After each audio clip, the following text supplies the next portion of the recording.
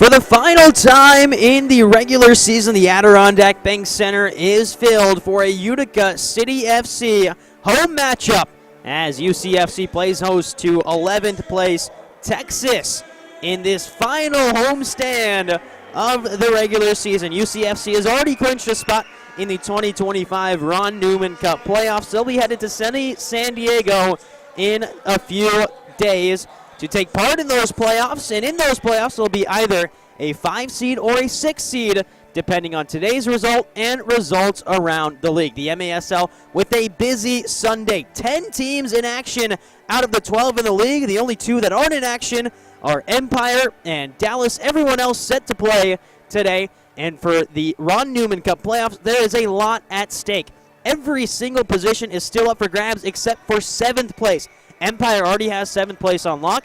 Other than that, every team still has something to play for if they're headed to San Diego in a week's time. Texas, on the other hand, comes in losers of 3 straight, but have put up a fight against this very Utica City FC side. We'll recap their last matchup in a few short moments. But first, let's get you down to the field and get you introduced to the Utica City FC lineup.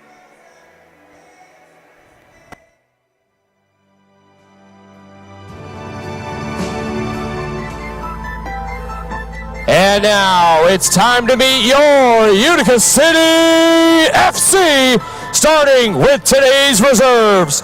Number 4, Keaton Woods. Number 5, Yogi Hamada. Number 6, Ricky Orozco. Number 8, Jose Tavares. Number 18, Cole Stevens. Number 20, Kyle Genrich. Number 22, Andrew Coughlin. Number 36, Manny Silva. Number 49, Mershad Ahmadi. And number 99, Barbaro Shalir. And now, MVHS, official healthcare provider of Utica City FC, presents today's starting lineup.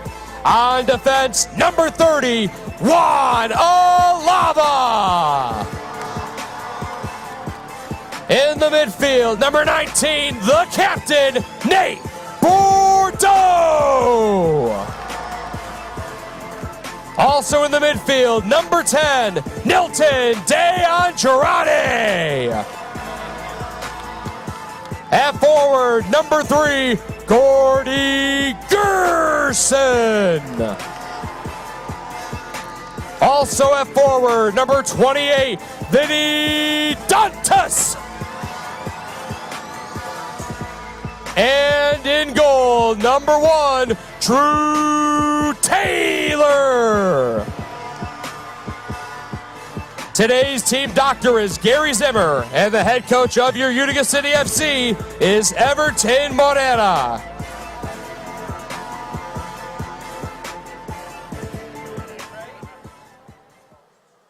We now ask that you please rise, if you are able, and join the players, coaches, and staff in removing your caps as we honor our nation with the singing of our national anthem.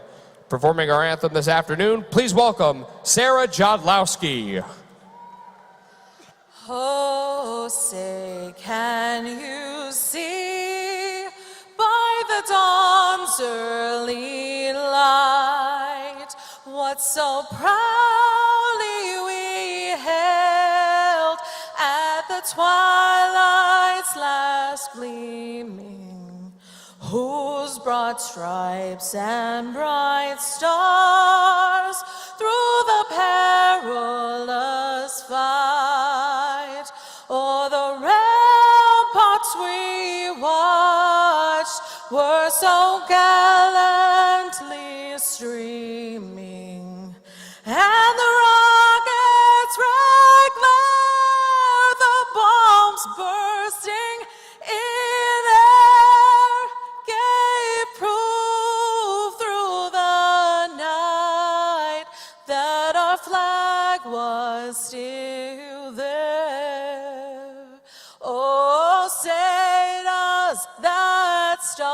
star-spangled banner yet wave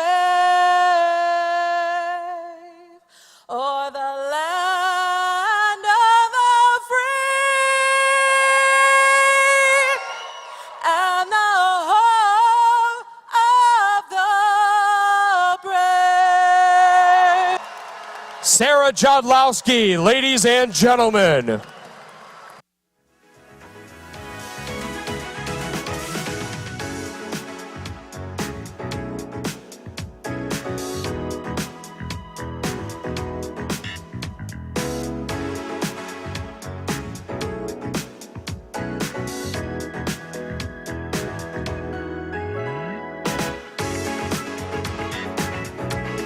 Fans, we now take this time to celebrate the achievements of your Utica City FC and recognize your 2024-25 Team Award winners.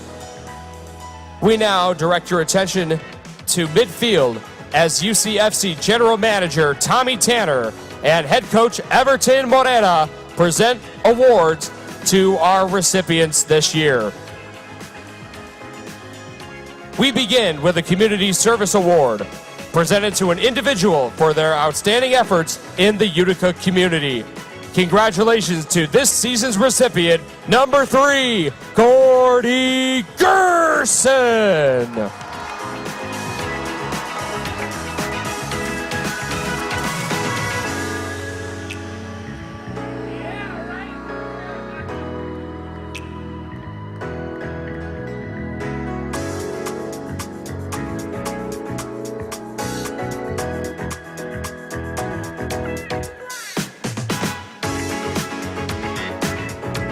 Next, we recognize UCFC's Breakout Player of the Year. Congratulations to number 33, Junior Pinnell.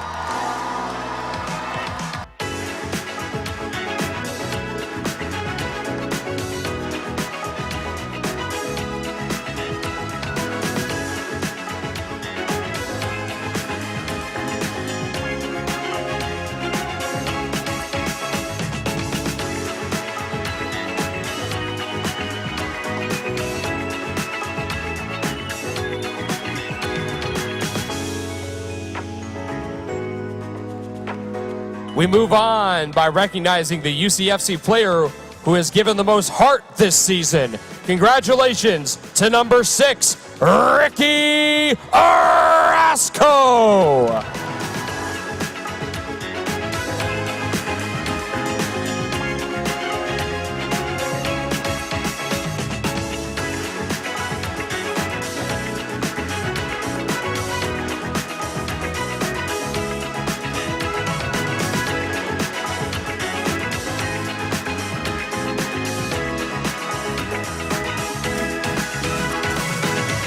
Next, we celebrate the defensive efforts of your Utica City FC with your Defensive Player of the Year award, which goes to number 30, Juan Alava.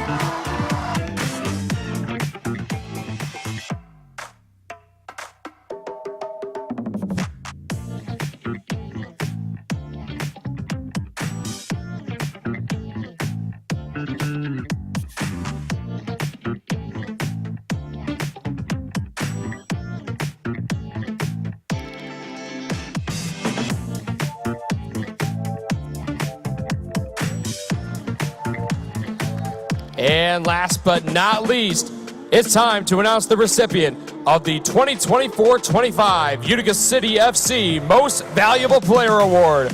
Congratulations to your 2024-25 UCFC MVP, number 10, Nilton DeAndrade.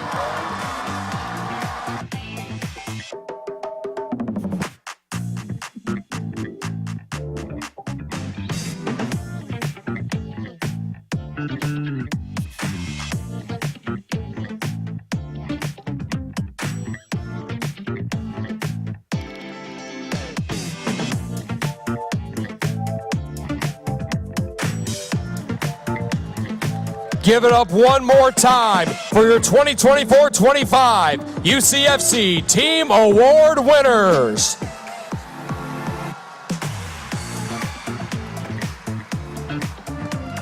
the UCFC 2025 Team Award winners. As we close out the regular season, we dedicate today's game to you, the best and loudest fans in the MASL, for the support you've given us all season long. To help get our game underway, we now welcome to the pitch 3 UCFC season ticket members for a special ceremonial kickoff. Please welcome Jared Ball, scored by Vinny Dantas, Marshad Amadi, Kelvin Oliveira, and 2 from Nilton, De Andrade, Andrew Coughlin with 11 saves in a 3 goals allowed performance. Kelvin Oliveira has been out of the team since the end of February, but Utica City has done well in his absence. Nilton De Andrade, who was honored as the team MVP, stepping up in his absence, as has Vinny Dantas and Gordy Gersten, the experience on the side, leading UCFC to some big results, including a 4-game win streak on this back stretch as the push for the playoffs continues. Still a lot on the line today for Utica City.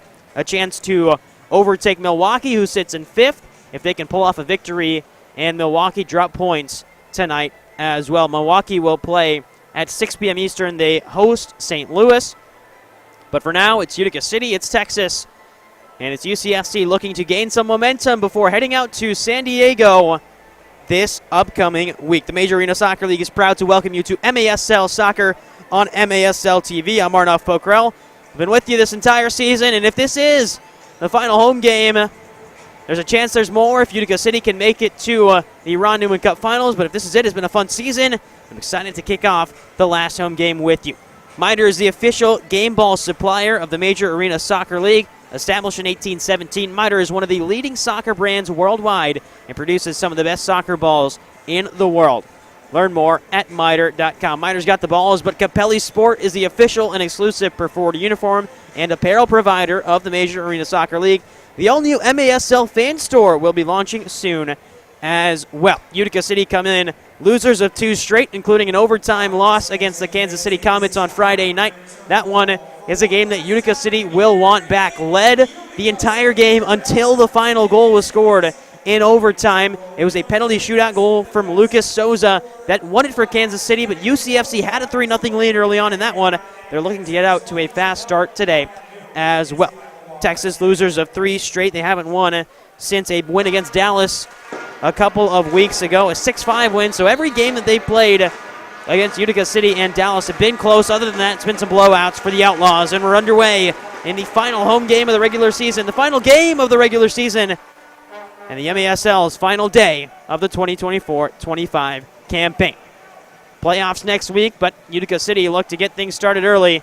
But right now it's Texas on the ball. Moved along to the near side. Here's Harry Davies. And now all the way back to Stefan Gonzalez. Gonzalez will hook one forward, trying to find the near side boards, and it does hang in the boards for Vicmore Aligwe. A foul called on Aligwe. Aligwe's been around the league for a while. 9 MASL seasons under his belt. The starters today for Utica City FC is Andrew Taylor in net. He makes his first start since that game against Chihuahua where he gave up 14. Has been playing as the number 2 to Andrew Coughlin the entire season, the entire back half of the season. But he's in net, trying to gain some momentum just in case he does need to be called upon in the playoffs. And there's an early save for Taylor as he gets his hands on one and away from the net. Alongside him in the back line, Juan Alava, Nilton De Andrade, Nate Bordeaux makes his return after being absent on Friday. He missed earlier this season with about a month of games with an injury, but was back last weekend against Baltimore. There's a back heel intended for Amadi. Barbaro Shalier playing his second game of the weekend. And all the way back to Drew Taylor. Looking forward, it's Keaton Woods, the intended target. Up off the corner. And now back to Toy Tavares. Kyle Genrick. And now here's Ricky Orozco. Tavares and Genrick combine. Tavares will have it again. Up off the wall, intended for Manny Silva. Return pass to Tavares. He had a chance, but a great sliding challenge from Daniel Torrealba.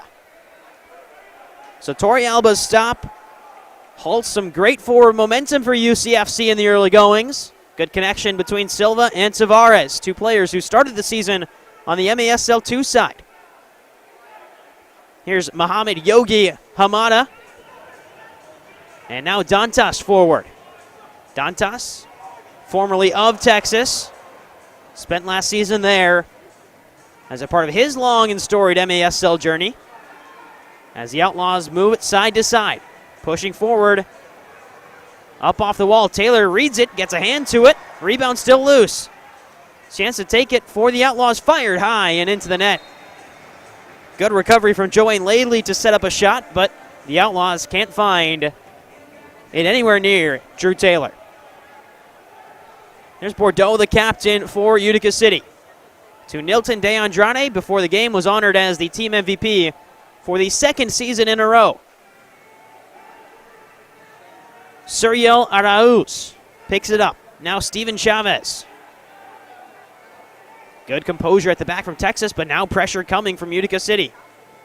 And one back by the home side. Shalier had it and then lost it. Tracked back and found Nilton De Andrade. Took a stab at it and a good bounce for Texas. 2-1, no one. Drew Taylor comes out and makes a sliding stop. And the whistle blows for a foul on Texas. So Drew Taylor gets out, gets active early on as he puts a stop to a Texas opportunity. Well, talking about Drew Taylor's last performance, it was that matchup against Chihuahua. Utica City lost by a pretty significant margin. Taylor gave up 14 goals, but before that, he had an excellent game, played a half against the Harrisburg Heat on February 20th, made 9 saves, only allowed 1 goal. So both ends of the spectrum there in terms of performances for Drew Taylor. A great performance against Harrisburg.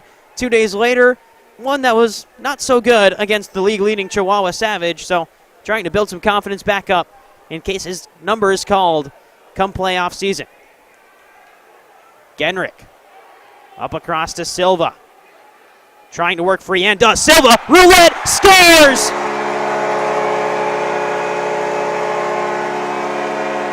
Manny Silva with some fancy footwork, and it's 1-0 City.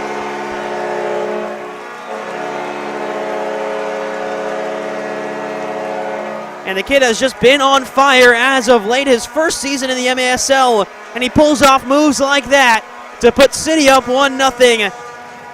Just got around the defense, spun past a sliding Joel Barroso, and found the back of the net.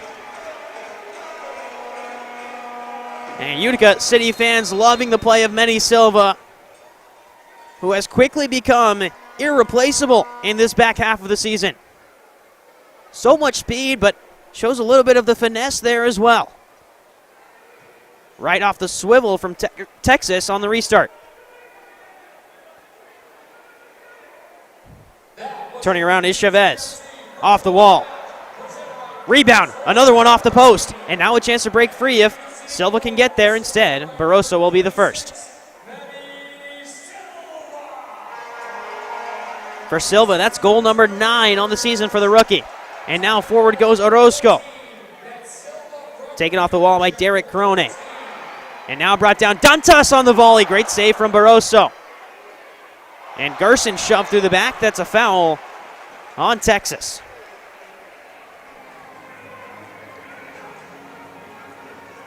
Early going, it has been all Utica moving forward, but a couple of good chances from the Outlaws.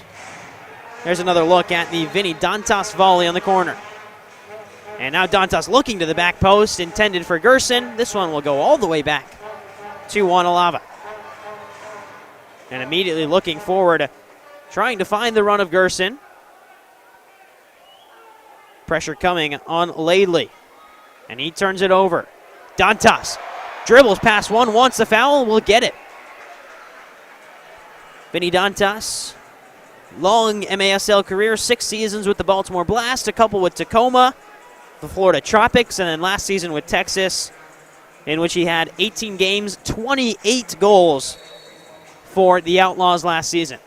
Here's Nate Bordeaux. Working out wide, it's Mershad Ahmadi. Looking to free up space. Scored a goal on Friday night against Kansas City on the power play. This one picked up in the midfield by Toy Tavares, and he's got space on the side. Tavares will have the shot, and he scores! Toy Tavares with his third goal of the season. And it's the rookies on fire early on. First Silva, then Tavares. It's 2-0 City.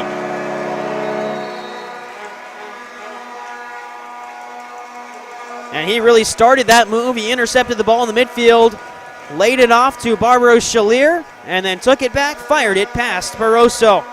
Late reaction from the netminder for Texas. Just couldn't get a hand across to it. And Texas takes a timeout in the early going. 2-0 lead for Utica City FC with 9:17 to play in the first quarter. As of late, Utica City, a couple of losses, couple of wins against Harrisburg, 2 losses against Baltimore, and that overtime loss on Friday night against Kansas City. Past couple of games for Texas, 3 consecutive losses on the bounce. Baltimore 9-1, Milwaukee 14-2, St. Louis 11-5. St. Louis, one of the hottest teams in the MASL right now, winners of 5 consecutive matches. They're in action later today at 6 p.m. Eastern when they take on the Milwaukee Wave. They're still battling with the Tacoma Stars for that final playoff spot. St. Louis currently on the season, 33 points, Tacoma 32. And like I mentioned before, every single position except for 7th is up for grabs in terms of playoff seeding. Number 1 and number 2, Chihuahua, San Diego. 3 and 4, Kansas City, Baltimore. 5-6 is Milwaukee and Utica City. And then that 8th spot between Tacoma and St. Louis. Everything can change. And if my math is correct, I believe that's around 28 different possibilities for how things could shake up depending on results. But I'm not a math major, so someone might have to check me on that one. As we continue to get set after the Texas timeout. Early going, it's 3 shots on goal for Utica City. Just 1 for Texas. Back on our way as the Outlaws get us started after the Tavares goal. Here's Steven Chavez. There's a push in the back from Nilton De Andrade. And it will be a free kick for the Outlaws. Over back to Steven Chavez. Now across, Gonzalez. Worked in, picked away by Keaton Woods. All the way back to Drew Taylor. And now Nilton De Andrade. Alava. Looking forward to Silva. Cut out well and hooked forward. There's a chance. Aligwe, and it's right into the hands of Taylor.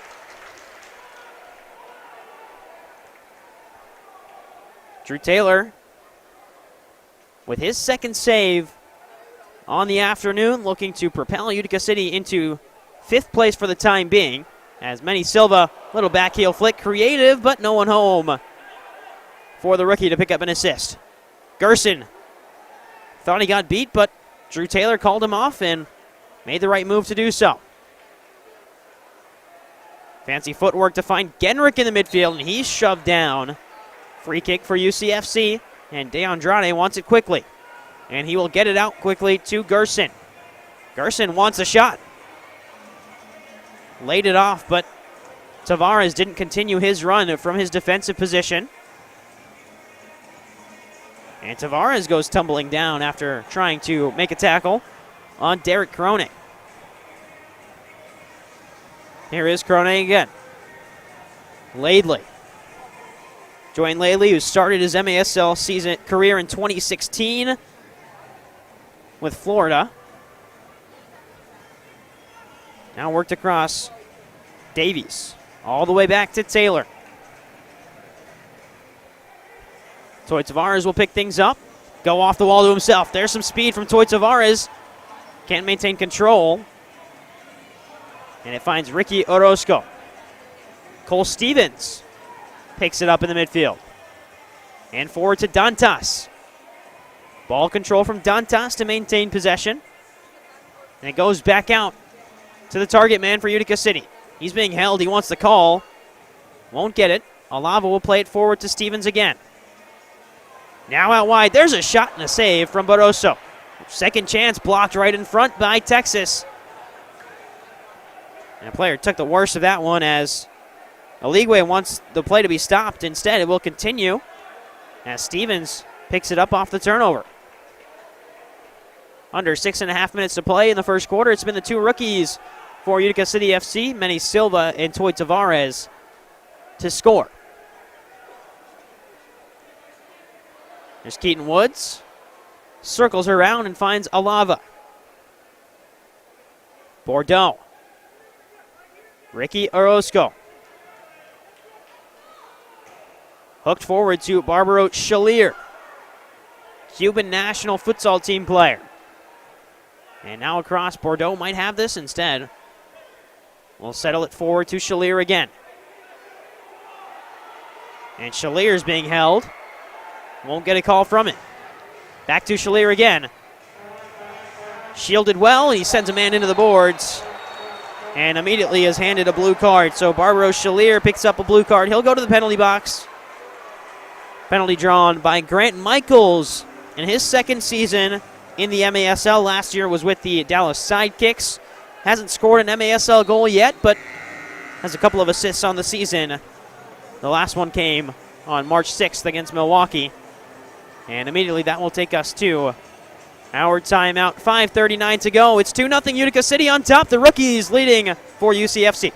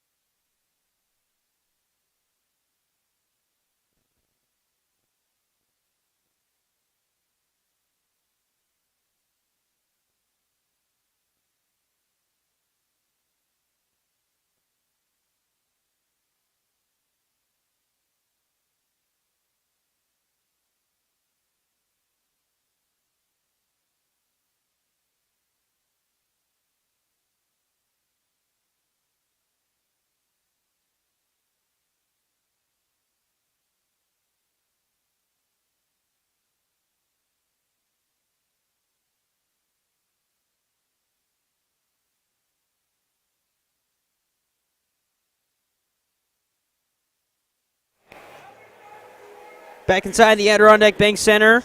2-0 lead for Utica City. As Barbaro Shalier heads to the penalty box, it's a penalty kill for Utica City for 2 minutes. Now about 1:47 left on it. Shalier picked up the blue card for sending a man into the boards. Utica City on the kill this season, the 5th best in the MASL, 19 of 27. On the power play, Texas 8 for 26, the 9th best power play in the league.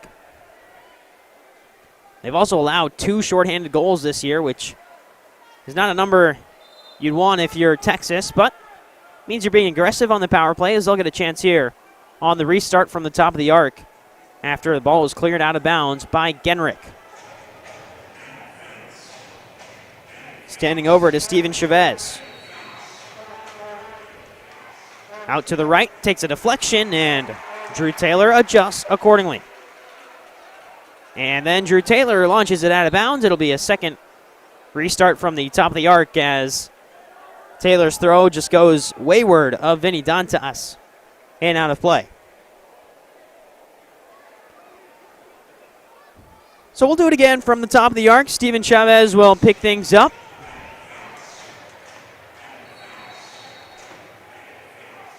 And he will go right for goal and just miss it. high and away. The second chance into the back netting. Chavez on the season, 14 goals, 14 assists, averaging over a point per game. But really the star of late for this Texas side has been number 80, David Stankovic. 15 goals, 4 assists. As there's a shot fired high from Dantas.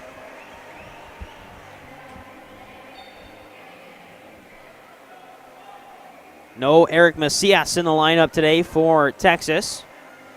As this one's worked out wide. Return pass coming in and cut out by Nilton de Andrade. Return pass from Alava is mishandled. Second chance shot. That one might have been touched by Drew Taylor, but either way, it's out of bounds.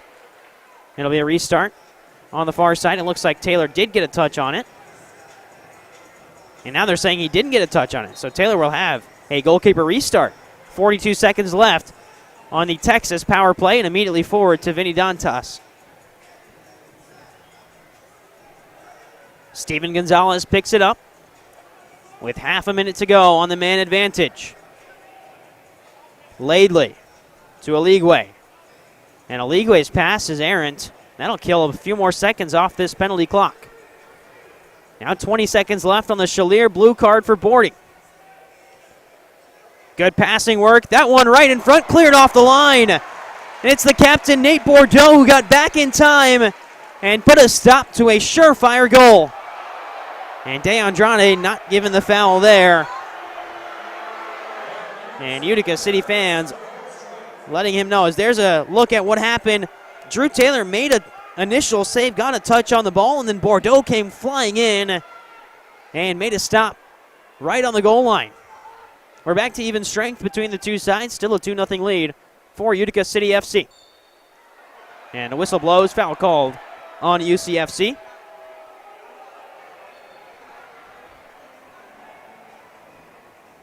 Suriel Arauz will restart things after UCFC kills off the Shalier penalty. Penalty for boarding at the 9:20 mark in the first quarter. 3 minutes to play in the first quarter, and it's still 2-0 thanks to goals from Toy Tavares and Manny Silva, the two rookies for Utica City, putting in a good shift early on. And here's De Andrade on the break. Has Gerson in front of him. Plays it to Gerson and just couldn't get it under his foot. Had to jump up and try and control that one. As now we'll get another restart. This time UCFC will have it. Tavares stands over this on the near side. Angle to the far corner. And Gerson is shoved down. And as he goes to ground, draws another foul. So another restart. This time Gerson will take it from the corner. Option in the box is Ricky Orozco, but Manny Silva, Toy Tavares all in front. Gerson went straight for goal and couldn't find it. Tavares. Silva. Genrick. Tavares again to Ricky Orozco. Gerson in the corner, playing alongside a team full of newer players. Ricky Orozco also has a year of UCFC experience under his belt, as there's a shove right in front of the Utica City bench. But really, you look at how these young stars have developed in a season for this Utica City side. Tavares, Silva, Genrick, all becoming players who are active contributors to this side. Ball sent in, back heel flick, saved by Barroso. Marshawn Amati always finds a way to get a shot on goal. No matter what position or where he's facing. As there's a creative attempt at a shot. You see the replay in your bottom right corner. Worked out wide by Texas. Running down the boards and still with possession. Still Texas, loose in front. This one stepped off the line, rebound, turned home. It is Vicmore Aligwe with his 9th goal of the season, and Texas is on the board late in the first quarter. Great run by Steven Chavez. And then Aligwe didn't get the first shot, but powered home the rebound. And like we mentioned, Utica City loves to play close games against Texas. This one shaping up to be just like that.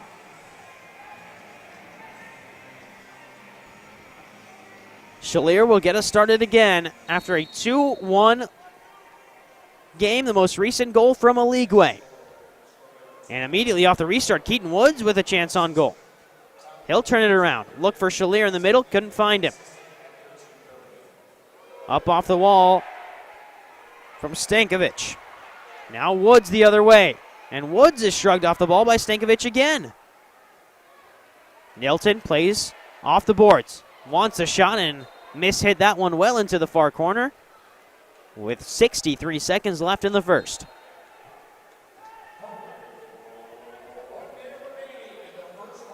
A minute left to play in the first frame, and Utica City lead 2-1. Goals from rookies Manny Silva and Toy Tavares. Sliding challenge in by Texas. Toy Tavares wins possession back and will burst down this near side. Tavares into space, lays it across. Now a chance. Schalier rolls one. Kick save by Barroso. Well, first good look at goal for Barbaro Schalier as he tried to turn one in with his left foot. Barroso reacted quickly and got it away. Back to Alava. Now Nilton de Andrade. Genrick. Down low to Schalier again, but this time shielded well by the Texas defense and into the hands of Barroso. 15 seconds and counting. Texas will take their time and work it back. Now forward, and here's a chance if Aligwe can turn. Closed down well by two players from Utica City. De Andrade and Genrick in the way. Genrick in the way, as Aligwe went down. But we end the first with Utica City up 2-1. It's been a close affair between the two sides. We'll be back when action resumes at the Adirondack Bank Center.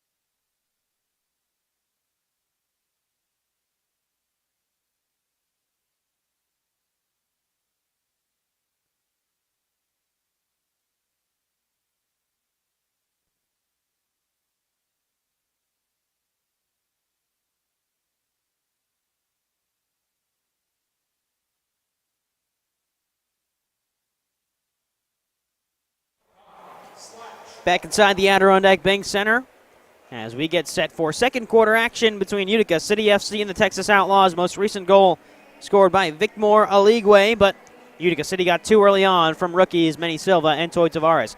MASLsoccer.com is your home for everything Major Arena Soccer League, all the latest news, leaderboards, highlights, and more. And Green Drop, offering a better alternative than the outdated compression sleeves and socks, providing long-lasting relief at an affordable price. Green Drop's recovery products are uniquely suited to help athletes battle aching joints and muscles. Learn more or try it yourself by visiting greendropcompression.com. There's a look at Keeper, the Utica City FC mascot, getting involved in some fan opportunities, taking some pictures out in the stands as well as we get set for the second quarter between Utica and Texas. It's the final day of the MASL regular season. Playoffs up ahead next weekend in San Diego. You can get tickets at frontwavearena.com if you are interested in attending the 2025 Ron Newman Cup playoffs. Return pass from Bordeaux. A whistle blows for a foul on Amati. Near side boards just was blocked off from getting to the ball, so they call a stoppage.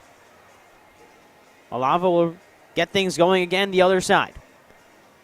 Down low to Dantas. He's free. Ball roll. Dantas stopped. Still loose. Scored! Well, somehow, some way, it found its way in the back of the net, and perseverance pays off as Utica City regains a 2-goal lead. First chance didn't go in, and Dantas just took another swipe at it. And it might have hit off Arauz and into the back of the net, but either way, Dantas will get credit for it, as it pinches in the back of the net.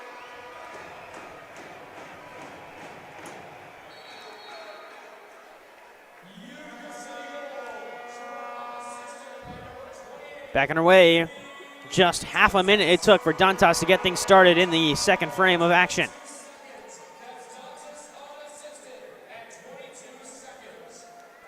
Take 10. That's all the time you'll need for Eric Bergerud to take you inside the game and get to know some of the big stars advancing the sport on and off the field.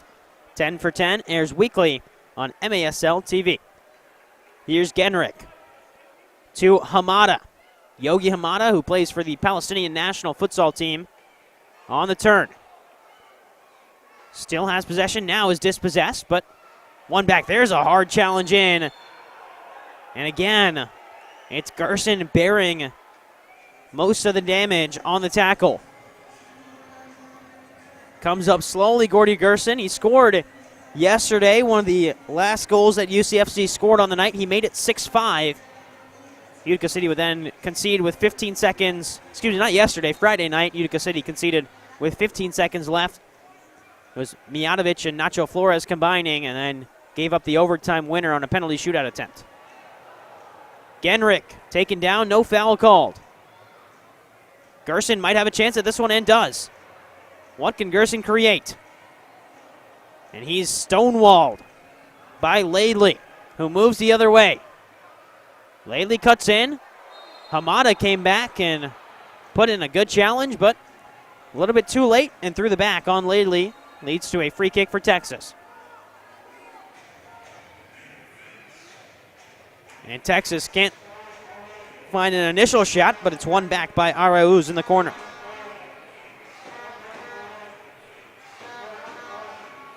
Now to the far side. Turning. Taken away by UCFC. Tavares dancing. Looking for a lane or support. Will instead find a lane to shoot. It's deflected high. Not the worst shot there from Tavares. He did well to create some space as he moved into the attacking zone. Still Tavares with it. Now turned over. Along the boards. And all the way back to Drew Taylor. Gerson picks it up in his own half. Gerson angles one into the corner. Great feed. Pass in, deflected by Texas. Saw a goal like that scored yesterday by Emmanuel Belliard as De Andrade picks this one up, fires off the crossbar. Gerson will get a rebound, but Gordy Gerson showing the vision Friday night with his goal assist to Emmanuel Belliard. Broke 3 lines with his goal before Belliard just chipped it in. Here's another look at that De Andrade crossbar strike. This one sent the other way. Alava, the first one to it, will have some time to breathe. Bordeaux wearing the armband. Dantas wore it Friday night in his stead. Angled forward again, and Manny Silva blocks it off. It's called for a foul, but not on Silva. It was a little bit further back in the action.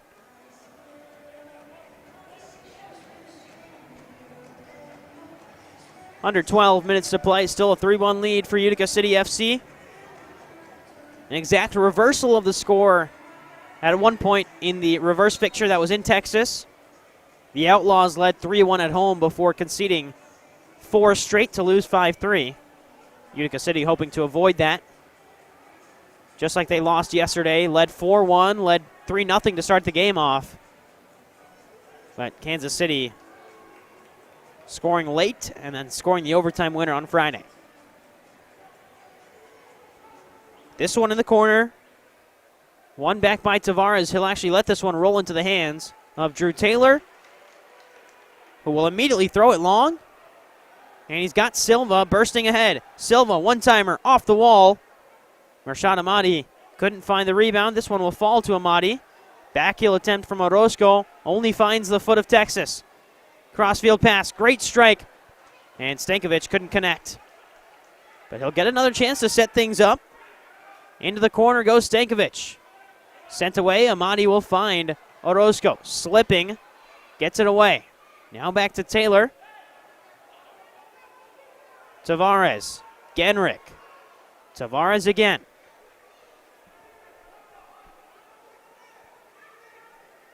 Orozco beside him. Sent forward.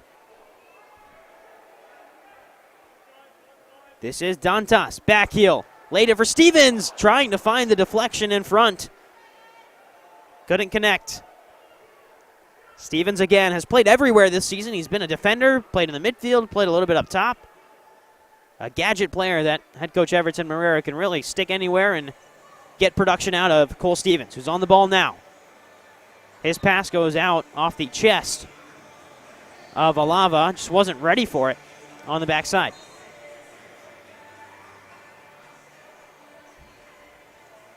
Five minutes gone in the second quarter. Just the one goal that came from Vinny Dantas gave UCFC a 2-goal lead. Keaton Woods gets it away to Dantas again, who will get the return pass to Woods. One man to beat for Keaton Woods. He finds a lane, but fires high and away. Dantas setting up Keaton Woods. But now a chance on the backside for Texas off the wall. And cleared away by Tavares. Gets clipped in the process and draws the foul. Well, Toy Tavares has stepped in this season and played some important minutes at the back line. He scored a goal in his MASL debut against Baltimore. And since then hasn't really ever looked back. Continued to produce in moments when he's called upon. Like this weekend with no Nelson Santana as they rest him and get him back to full health for the playoffs. Shalier. Off the wall to nobody in particular, trying to run back to it.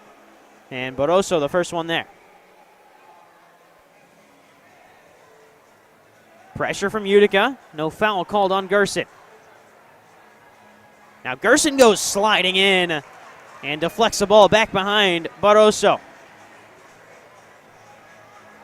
Well, that's one of those that if he makes contact with a person, it's a blue card, potential yellow card, but timed it to perfection to where he only touched the ball and sent it back towards Barroso.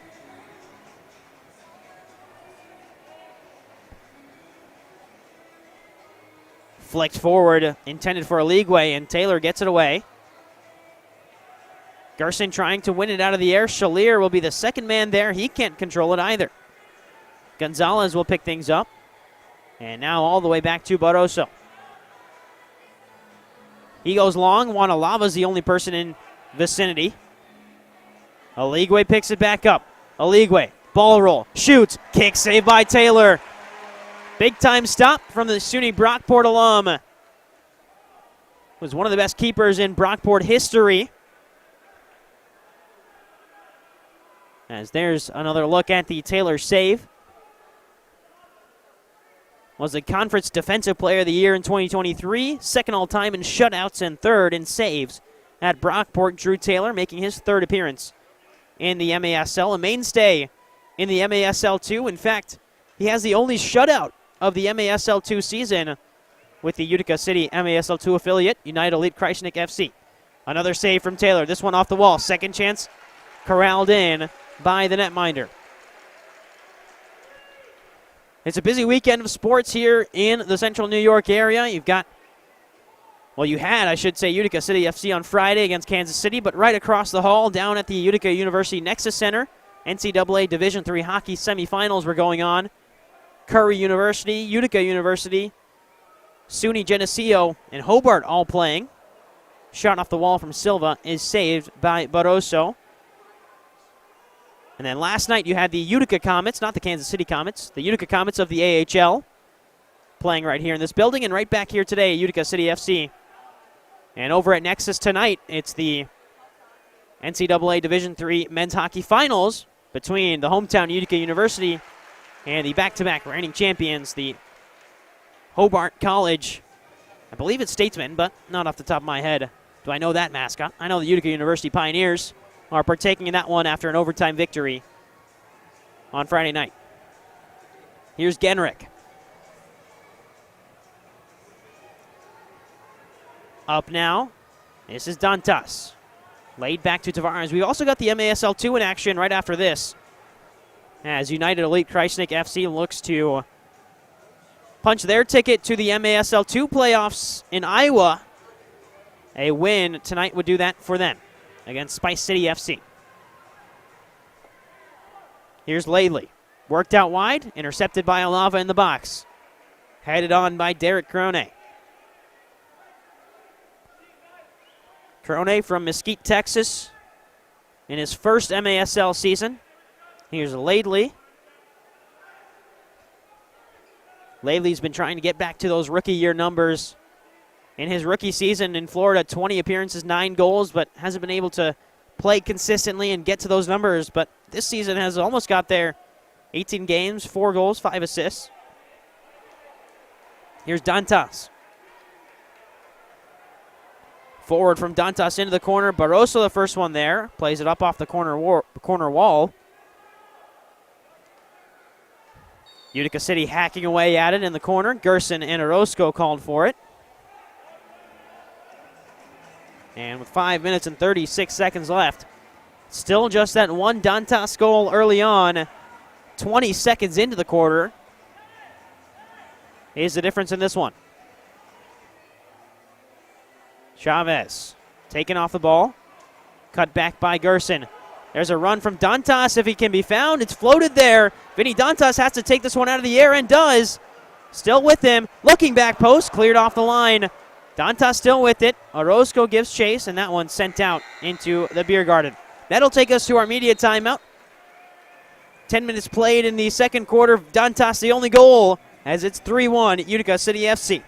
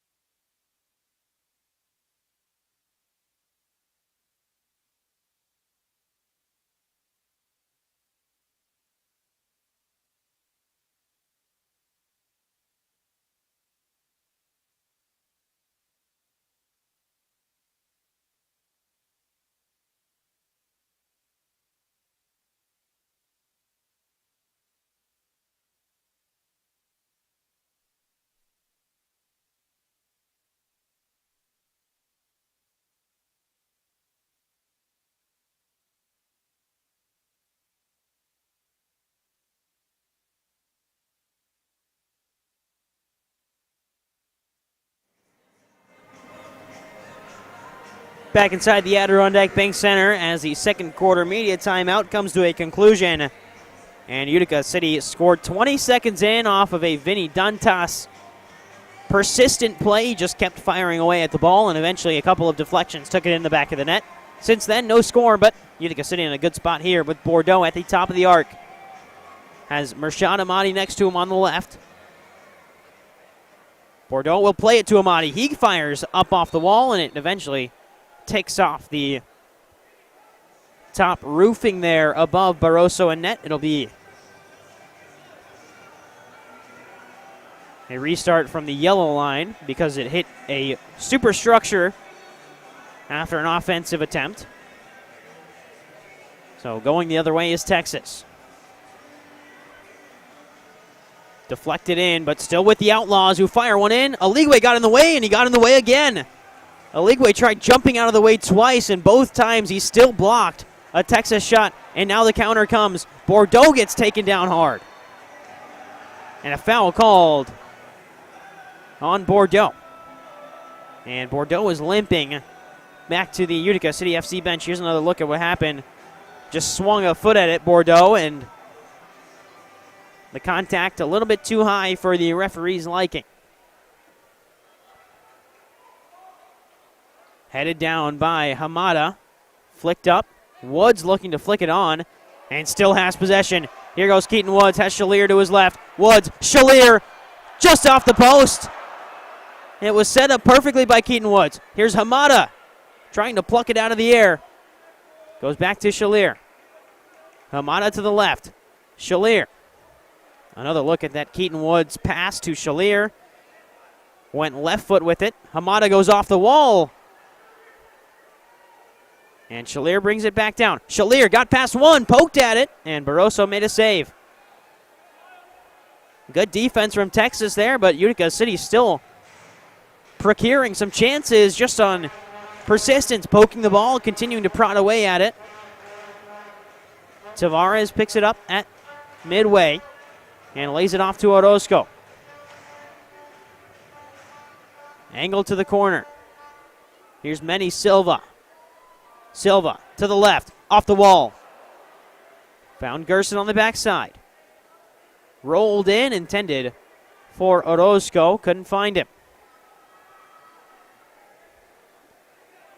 Now Taylor, comfortable to dribble. Sent it right into one of the Texas players, and Genrick will collect off the wall. Genrick goes high and forward. Gerson brings it down. He's free. Gerson on the ball. He is high. Had a lot more time than he thought there, Gordy Gerson, but tried to take it right off the volley. And he sent it up into the netting. 3 minutes to play in the second quarter. Chased down by Cole Stevens, who gets up. Going the other way is Daniel Torrealba. Torrealba fires, and it's brought down by Taylor. Drew Taylor's first MASL action since that loss against Chihuahua, where he allowed 14. Has gone a lot better in this one. Opening 28 minutes, and he's only allowed one to Texas. Orozco. Genrick. Looking for support. It's Amati who he goes to. Now Dantas has support, lays it off to Genrick. Off the wall, and good recovery from the Texas defense, and a smart play at the back end to find it into the hands of Barroso. Sent forward again. Dantas to the right. Still Dantas, and up off the wall. Barroso will watch that one calmly into his hands. It's been a busy night for Joel Barroso, just his second MASL appearance. His last one, 9 goals allowed, 16 saves against Baltimore on Friday night in that 9-1 loss against the Blast.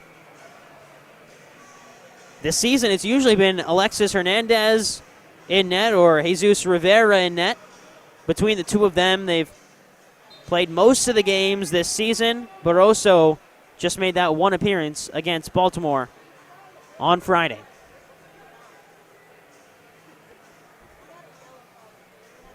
Under 2 to play in the first half at the Adirondack Bank Center. There's a good turn by Torrealba.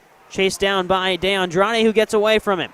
And now De Andrade has Amati in front, trying to find him, and it ticked off the heel of Ray Troche. The MASL rookie playing in his second MASL game. His first one also that Baltimore match, just like Joel Barroso. Derek Crone. Now Chavez. Cronin again. Looking for space as we get the 1-minute call. 1 minute left in the first half between Texas and Utica. Taylor comes sliding out. Has the ball poked out from his grasp. The referees blow the whistle as Taylor claims that he had control of the ball. And in those situations, usually it does go to the goalkeeper. And Taylor will go quickly away. Looking to Shalier up front. Brought down by Shalier. Great shielding from the Cuban. Hamada. Out wide, Bordeaux. Forward to Shalier again. Shalier. And Utica content to maintain possession. Half a minute to play in the first. First half, I should say, as Bordeaux steps forward. Shalier on the turn, on the swivel. Will have one and just miss. Hamada flicks it back. And across now to Bordeaux with 15 seconds to play. One final setup here for Utica City. Woods, back post, had him in. Just couldn't connect. 8 seconds to go in the half. Bordeaux with 3. He'll have to fire and does. It's up and away with 0.3 seconds left in the first half. 3-1 lead. Goal scored by Toy Tavares, Vinny Dantas, as well as the start of the game, which was Manny Silva. For Texas, it was the lone goal from Vicmore Aligwe. And that's where things stand. 3-1 Utica City FC lead at halftime. It's been a mixed bag. The young stars showing out, but also the experience. Vinny Dantas has stepped up in a big way in the second half of the season. And he has the most recent goal of the game. Came just 20 seconds in to the second quarter. Let's send it down to Brennan Miller, who's down on the field with an interview. Bordeaux obviously wearing that captain's band here today. Nate, it's a good lead for you guys going into halftime. How do we make sure that this one stays in your favor? Yeah, you know, anytime you can go into the half up 2 or 3 goals, you're in a place you want to be. I'm sure Coach will have a nice long message for us so we can pick up the intensity, but we're pleased so far. Obviously, there's some fresh faces out on the field for you guys. You know, some of the guys that have been down with Krashnik. How do we make sure that everyone is on the same page going into a game like this? And obviously, it has worked out so far. Yeah, you know, we have a deep team, as I'm sure the fans have seen all year. They see different faces every game. That's a credit to Coach Everton and training, and this isn't the first time we've all played together, even though it might be the first time on the field here. Awesome. Thank you, Nate. I appreciate it. That's Nate Bordeaux, your captain. That was Nate Bordeaux down on the field with Brennan Miller. We'll take it to the halftime break. It's 3-1 Utica City. We'll be back when second half action kicks off inside the Adirondack Bank Center. You're watching the MASL on MASL TV.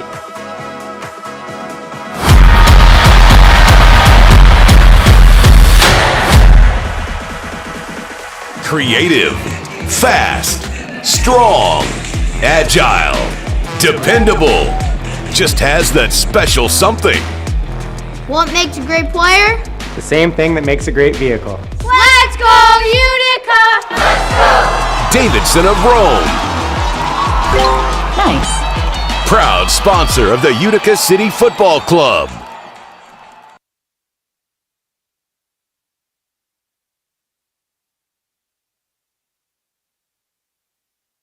Of Averill Park Youth Soccer.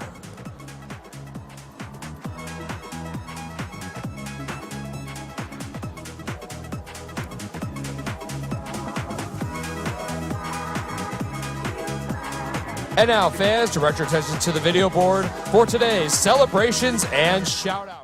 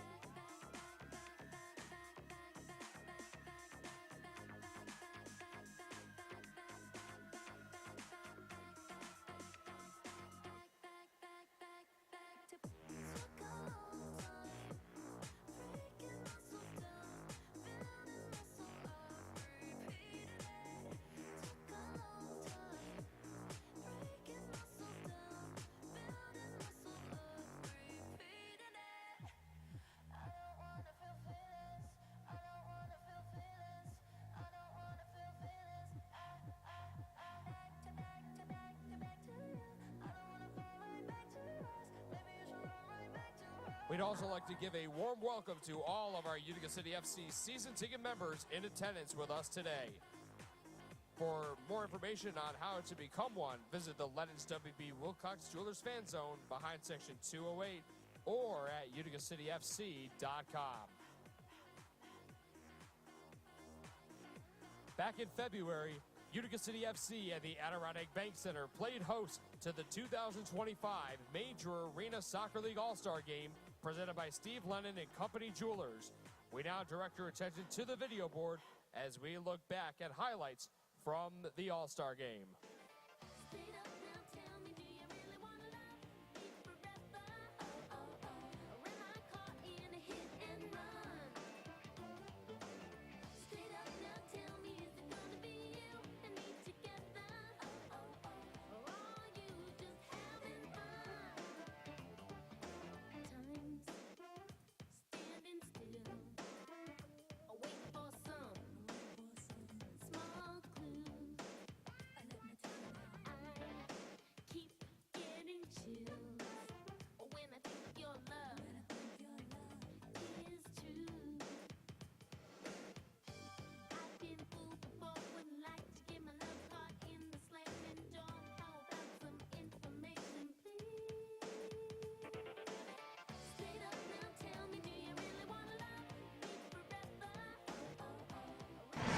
Brian Miller, a multi-sport official, quite talented baseball umpire as I understand it, and right off the jump, a goal!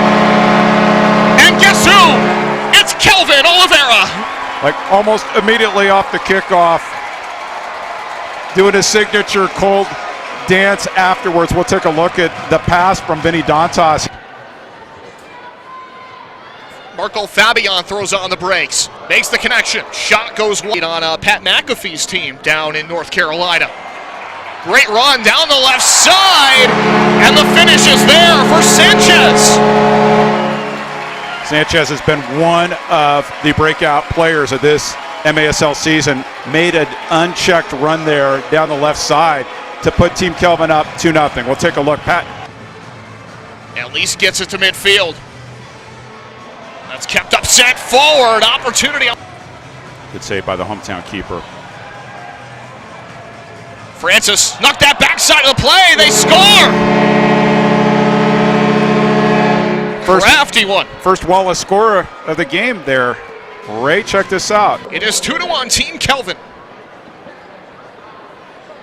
Kelvin into the attacking third, from his left to his right, and he scores a banger! 3-1 Team Kelvin, he's got two. Just when you think he's going to cut you inside on his left, he pulls it back to his right. Can score either way, can score high. He'll draw a crowd here along the boards. Finds Gordy Gerson on the chip. Gerson geometrically, Ortiz scores! Walla Scora!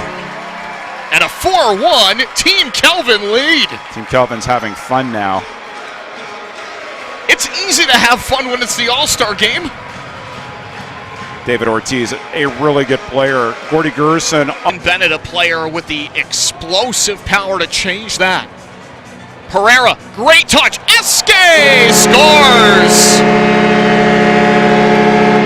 Good transition there from Team Pereira. The man who is second on the St. Louis roster in points this year. To the back side of the play. Here's Bennett. Off the wall, Pereira right on the field. Stinson from the center line.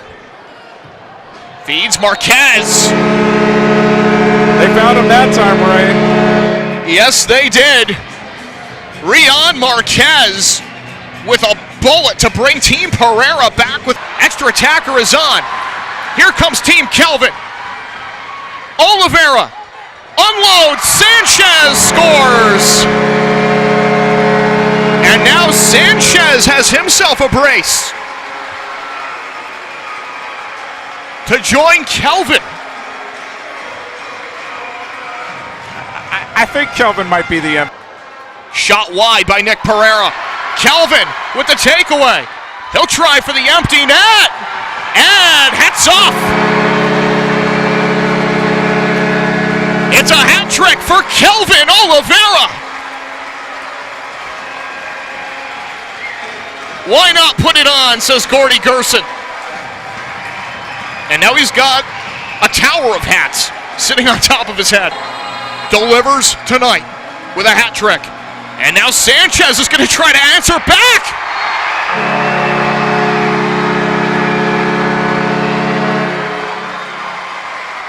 Why not, Kelvin? If you can have a hat trick, I'll have a hat trick too. And you talked about Alex Sanchez as a rising star in this league too. He's been terrific all season, and can't say enough. Those seconds will burn off regulation time. One final bid by Francis and by Reagan. And it's Team Kelvin who comes away a winner. Touchdown.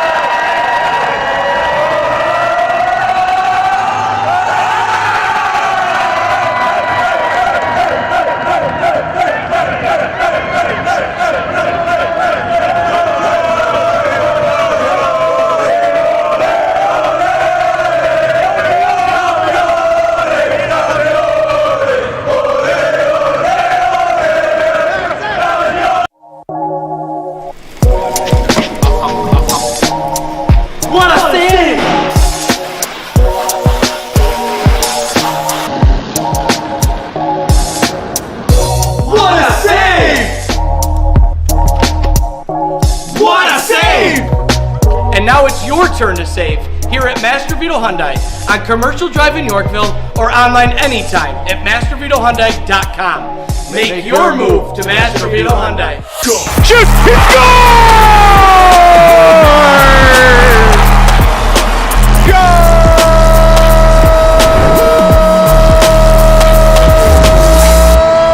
Welcome back, everybody. This is MASL in 5. I'm Alex Bastianski. It is great to see you again.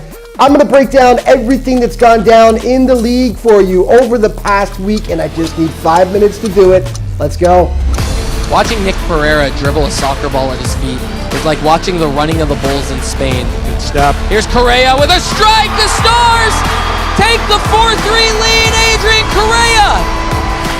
The Tacoma Stars absolutely needed to win both their games in a home-and-home series against Kansas City last weekend to stay in the playoff race, and they did just that, knocking off the Comets in Tacoma in the first game 4-3, and then in the return engagement back in Missouri 5-4. The Stars enter this weekend having gone 8-2 in their last 10. The team chasing them, the St. Louis Ambush, have to win out their schedule as well, and they came up with a huge Texas sweep, dropping both the Dallas Sidekicks and Texas Outlaws to stay in the hunt. St. Louis has won 4 straight and 7 of 10. And the stakes were high in Empire last Sunday. The Sockers were trying to grab the first overall seed in the playoffs, while Empire is suddenly faltering and could possibly miss the playoffs. Sockers legend Craig Charles recorded his 300th career MASL goal. Empire rallied back from a 6-1 deficit, but ultimately lost 9-8 in overtime. So, where do things stand as we enter the final weekend of regular season play? Well, San Diego leads Chihuahua by a point, but the Savage have a game in hand, so control their own destiny. The only teams that haven't sewn up a playoff berth are Empire, Tacoma, and St. Louis. Look at the 7, 8, 9 in the standings. St. Louis 2 points out, but have a game in hand. So they control their own destiny if they can win their last 2 games. If they win out and Tacoma wins, but Empire loses, the Strikers could miss the playoffs. So let's look at games with massive playoff ramifications this weekend. The Ambush have a home-and-home with Milwaukee. They're in St. Louis Friday, then back in Wisconsin on Sunday. Frank Tayu cannot play in those 2 games as part of the trade condition of him going from St. Louis to Milwaukee. This game on Sunday between Tacoma and San Diego could decide everything for Tacoma's playoff chances and San Diego's drive to finish first and win home floor advantage if they were to make the championship final. And Chihuahua has 2 games in Harrisburg to finish the campaign, and to ensure they get first place, they need to win both games against the Heat. It's as simple as that. Oh, the drama. And of course, the playoffs kick off next weekend in San Diego at the Front Wave Center. The quarterfinals take place Friday, April 4th. The semis the next day, Saturday, April 5th. It's going to be epic. For ticket information, visit frontwavearena.com and maslsoccer.com. Players of the week now brought to you by Green Drop. Chris Toth in goal. Correa Defensively, his teammate, and on offense, Justin Stinson from the Empire Strikers. Let's start things off with Stinson, who had a ridiculous week. 6 goals, 2 hat tricks for the boys in purple. Stinson has just been so ridiculously good all season long. For Empire on defense, it is Correa, who had 2 goals for Tacoma, plus 7 blocks in those 2 Stars wins. And in goal, his teammate, Chris Toth. Fantastic week once again. 35 saves, 1 assist in those 2 Tacoma wins. Time now for some of the top plays from past week. Now, Coughlin, he's going to run it up into the offensive end, and Coughlin is going to score. 2-goal lead against the Blast, but once again, the Wave wins, and they're in. What a shot there from Aber Spina. Harrisburg did a good job momentarily to keep that up front. Long chip, it goes in! Will he be the goalkeeper to make the save? Childs, welcome to the 300 Club, Craig Childs. So far, it's going to be a chance here. And a shot! And a goal! Goal! Step. Here's Correa with a strike. The Stars take the 4-3 lead. Adrian Correa. 11 goals, 5 assists for 16 points. Right back to the Wave! Hansen. Oh, out of position to go. Oh! What a goal! That should go down as your goal of the year. And that is a wrap for this week's show. But just remember, all throughout the MASL season, to stay up to date on everything that's going on with the league, be sure to check out the MASL's official social media outlets. Thanks for watching. We'll see you next time.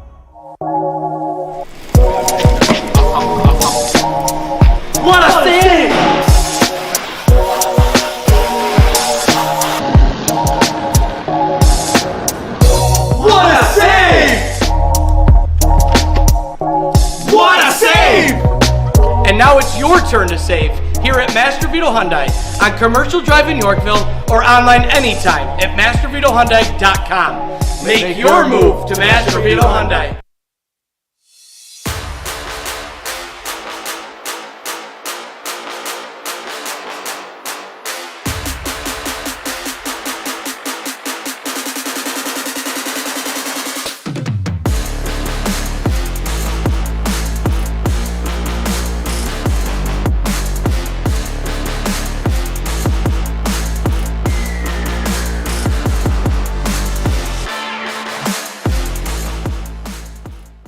Creative, fast, strong, agile, dependable. Just has that special something. What makes a great player? The same thing that makes a great vehicle. Let's go, Utica! Let's go! Davidson of Rome. Nice. Proud sponsor of the Utica City Football Club.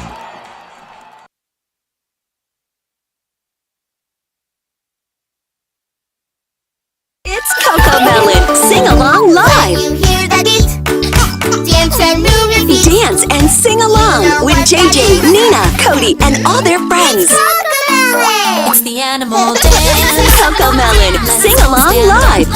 Jam with the fam and dance every chance you get in this new musical adventure. For tickets and more information, visit CocoMelonOnTour.com. It's Cocomelon! Yeah!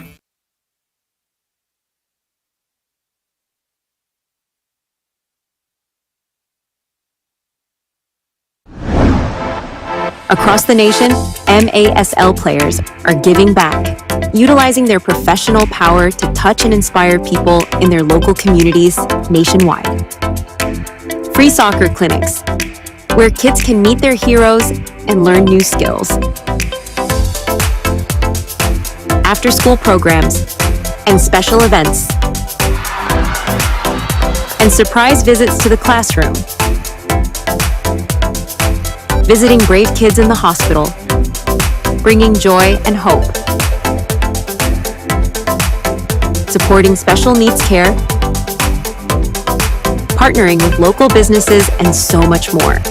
MASL, passion on the field, purpose off the field, committed to community.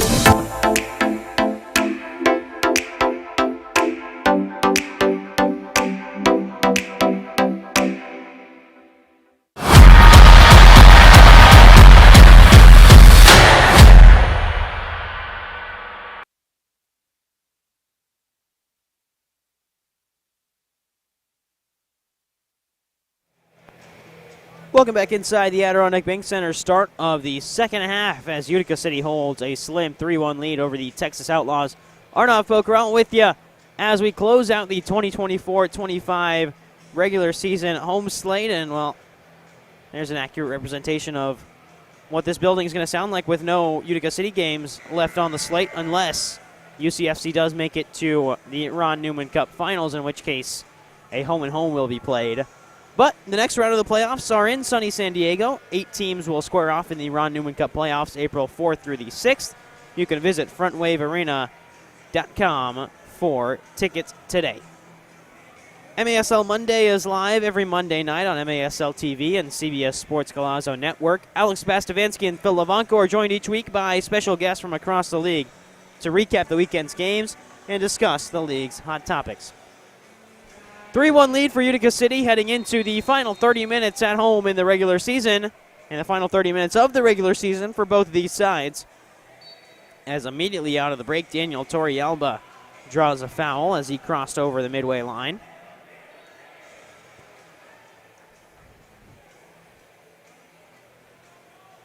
Worked across to the far side. And sent high up into the ceiling here at the Adirondack Bank Center by Steven Gonzalez. Gonzalez on the season, 19 games, 6 goals. Last time out against the Blast on Friday night, he had 3 shots on goal and 4 blocks. On the season, he leads Texas with 52 blocks. Just a defender who is able to get in front of the ball. Free kick for Utica. Shot taken and just barely touched away by Barroso. He swung a hand at it and got his fingertips to it. Alava picks it right back up. Foul called as Oligwe went down hard. Vicmore Oligwe has the only goal of the game for Texas as you get another look at that Barroso save.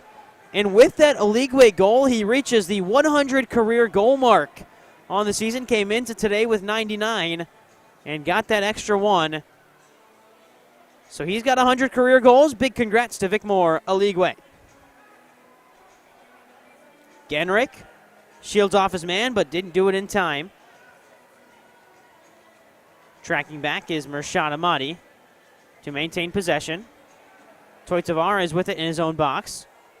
And now Orozco sends it away off the wall back to Amadi, who's moving with speed. Cuts in, fires a shot, has it deflected wide. Still in. Rebound might fall the way of Amadi, but now it goes to Dantas in the corner. Oligwe's 9th goal of the season helps him push over that century mark in terms of regular season goals. There's a sliding Toy Tavares who draws a foul, holding the left wrist as he gets up and walks off.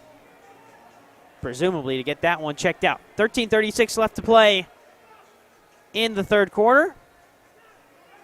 And early on, both these teams battling, but it's been the defenses standing tall for both sides, which is interesting considering that, well, this Texas defense has allowed over 9 goals a game. Here's a shot blocked away by Utica City. 9.43 goals allowed to be exact for the Outlaws, who have a negative 114 goal difference on the season. Shalier. Now Woods. Woods will have a strike off the inside of the post. And Keaton Woods just couldn't get the lucky bounce there. Whistle blows. First it was a handball, and then Keaton Woods, here's the shot from Woods. That great pace had Barroso beat. Here's a second chance for Stevens. Out wide and couldn't turn it home. Ever so close for Keaton Woods. Silva will get it back. Alava couldn't get there. Silva goes flying down. Foul called on the Outlaws. Outlaws are coached by Ed Puskarich, who coached the Dallas Sidekicks in 23-24. Had a long professional indoor and outdoor career from 1984 to 1992. Here's a look at that incident as Manny Silva just came flying in and got taken down by Joanne Laidley. Gerson. Dantas on the turn. Has it blocked, and guess who? It's Gonzalez. Again, just getting in the way of another Utica City FC shot. It's what he does for this Texas side. Bordeaux. Alava. Back heel return to Alava off the wall. De Andrade couldn't corral. It's now Gerson with the wall as support. Gerson goes down. Still Dantas fires and scores. It's the same formula for Vinny Dantas again. Back to goal on the turn, back of the net. And Texas knows it all too well as Vinny Dantas makes it 4-1. Gerson got taken down, no issue for Vinny Dantas. The little half step to the right before he takes his touch to his left. And from there, it's Dantas on the turn. And Vinny Dantas continues to deliver for Utica City FC.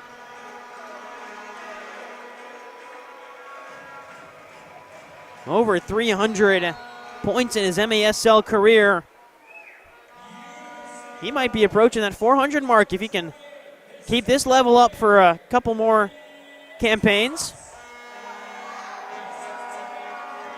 There's a shot from Taylor, cleared away by Utica City. It was Genrich who got the last touch away. Taylor comes out and gathers that one into his hands.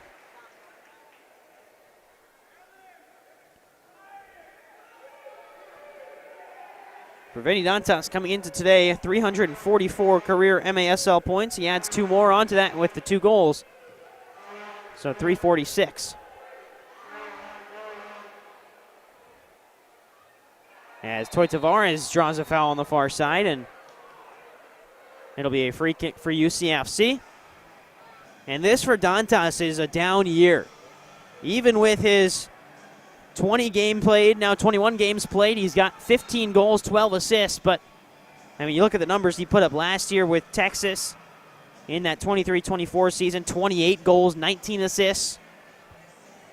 But a lot more of a provider this season, especially when Kelvin Oliveira was a part of this Utica City FC squad. Took a step back, allowed Oliveira to continue to produce at such a high level, which he did, over 3.5 points per game for Oliveira. But now that Oliveira's not here, Dantas has stepped up and filled that goal-scoring void. Him and Gordy Gerson have been doing it. And it's hugely important that Utica City can keep those 2 stars in rhythm. It is a video review here by head coach Everton Moreira of Utica City FC. They're reviewing the incident on the far side for boarding that happened right here between Tavares. A little bit of a challenge there, but on the far side. And when I first watched it, I didn't think there was too much in that. But nevertheless, good to take a look back at it, as it is Stankovic, I believe, the one who committed the foul on Toy Tavares. And yeah, they're just looking at that shoulder, maybe a little bit of an elbow there from Stankovic, but once again, don't think there's too much in that one from Stankovic, who hails from Wiley, Texas, is in his rookie season in the MASL. He's a product of Ouachita Baptist University. And once again, you get another look at that right at the top left side of your screen, and the referees seem to have come to a conclusion about what the penalty is assessed, if there is one to be assessed. And the review says yes, blue card shown. Well, consider me a little bit surprised on that one. It looked like Stankovic hadn't done too much, but according to the refereeing crew, which is led by senior referee Brian Martin, referee Stephen Montanino, fourth official Bobby Johnson, AR Bobby Johnson, fourth official David Bozak.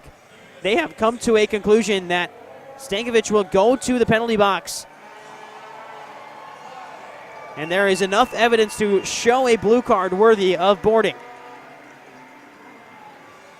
So Utica City will go on the power play. Successful on one power play yesterday. Mershad Ahmadi had the power play goal for UCFC. I keep saying yesterday. It was a game Friday night between Kansas City and Utica, where Ahmadi got his power play goal. It is a power play unit full of goal scorers. Dantas, Ahmadi, De Andrade, Gerson, Shalier. As many target players as you can fit on one field. And Nilton De Andrade, who plays as more of a second forward midfielder type, but leads the team in goals other than Kelvin Oliveira. De Andrade, Dantas, Ahmadi wants the shot. Can shoot it with both feet and did with his left there. Minute 25 left on the power play for Utica City FC after the Stankovic blue card.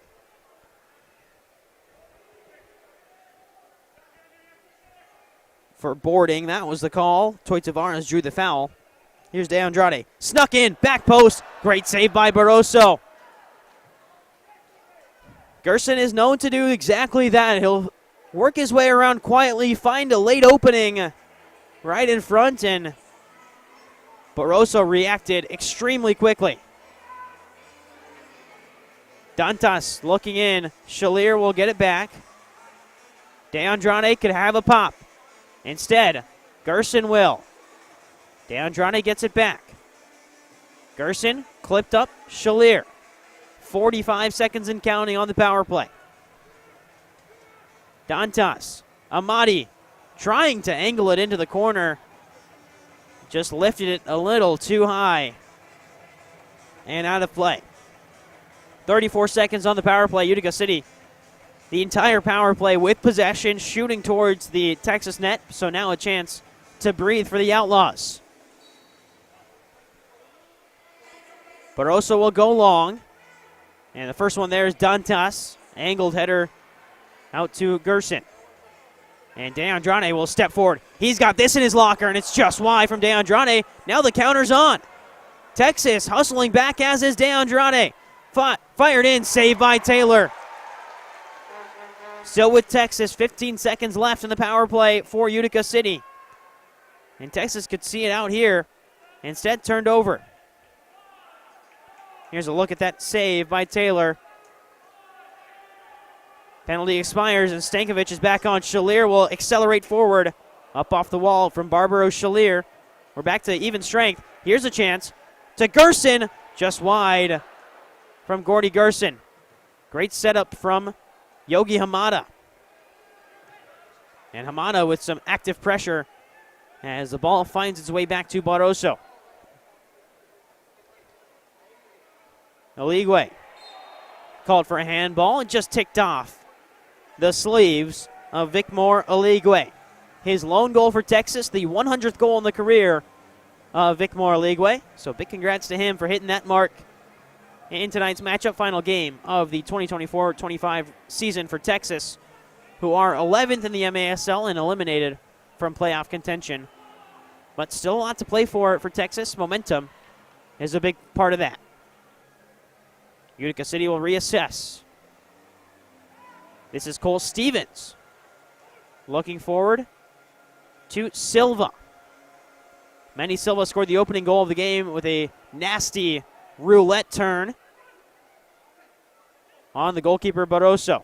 Silva gets it back here, but the touch is long and worked free out wide by Joanne Laidley. One back by UCFC, and Alava has it now. 8 minutes to play in the third. UCFC in the midst of a line change. Bordeaux gets sent to the ground.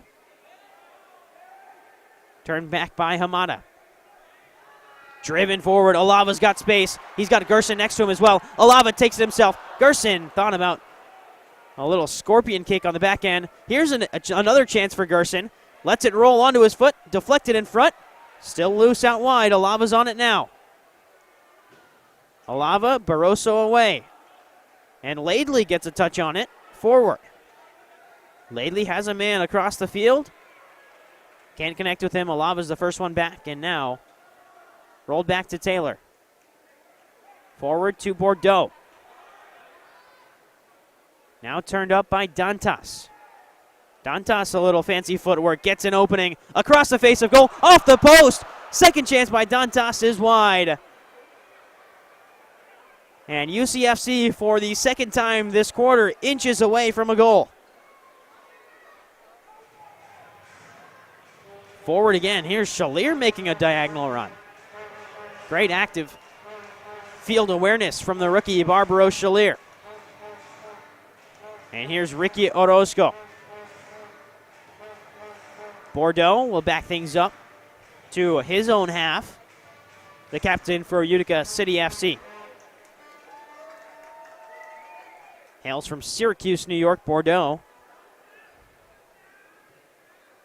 Played for the Syracuse Silver Knights back when they were in the MASL for 4 seasons. Tavares. Back to Tavares. Shalier gets past one. Shalier fires and scores!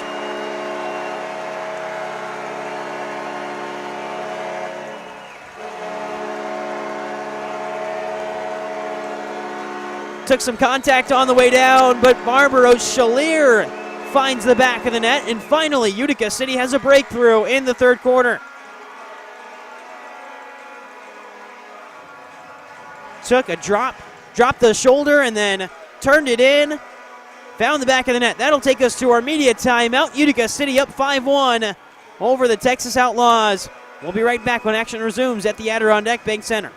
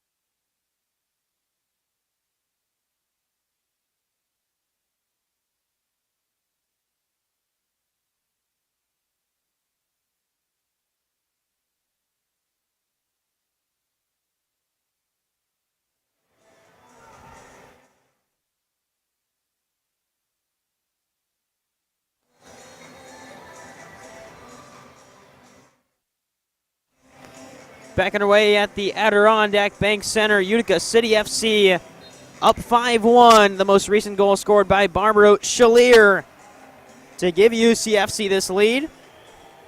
Coming out of the media timeout. And immediately forward to Oligwe. Taylor picks it up, finds Silva. Silva opened the scoring what feels like ages ago with a great roulette right in front of goal, as this one is going to hit off the scoreboard up at the Adirondack Bank Center. Here's a look at the most recent goal by Barbaro Shalier, member of the Cuba national futsal team. So Shalier gets his goal. It was assisted by Toy Tavares. But Shalier scores at the 8:53 mark. Texas will have a free kick off the superstructure violation. Second chance saved by Taylor.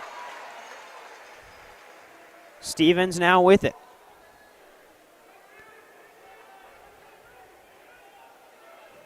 Up forward to Dantas.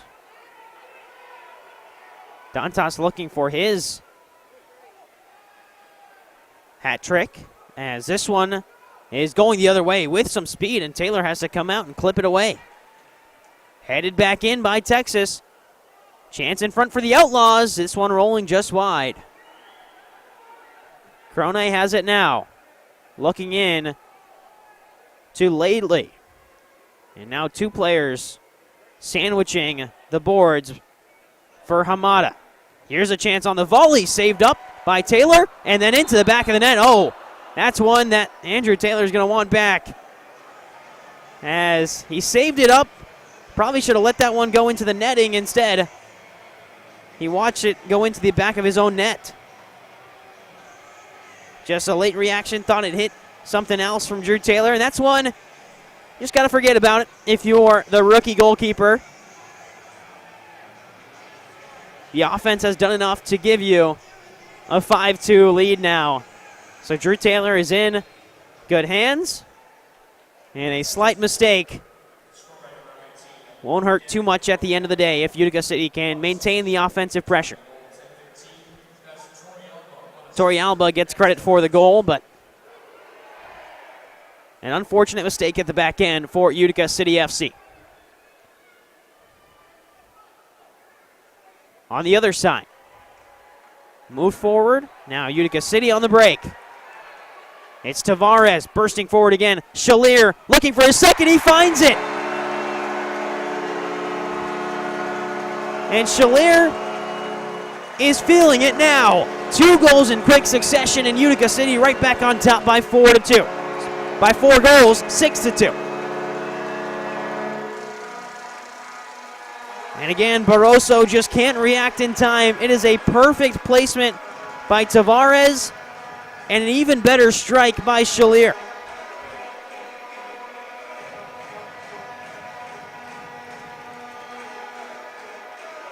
So, hey, you can forget about that Andrew Taylor mistake because Shalier has his goalkeeper's back. And he fires home his second goal of the game to make it 6-2.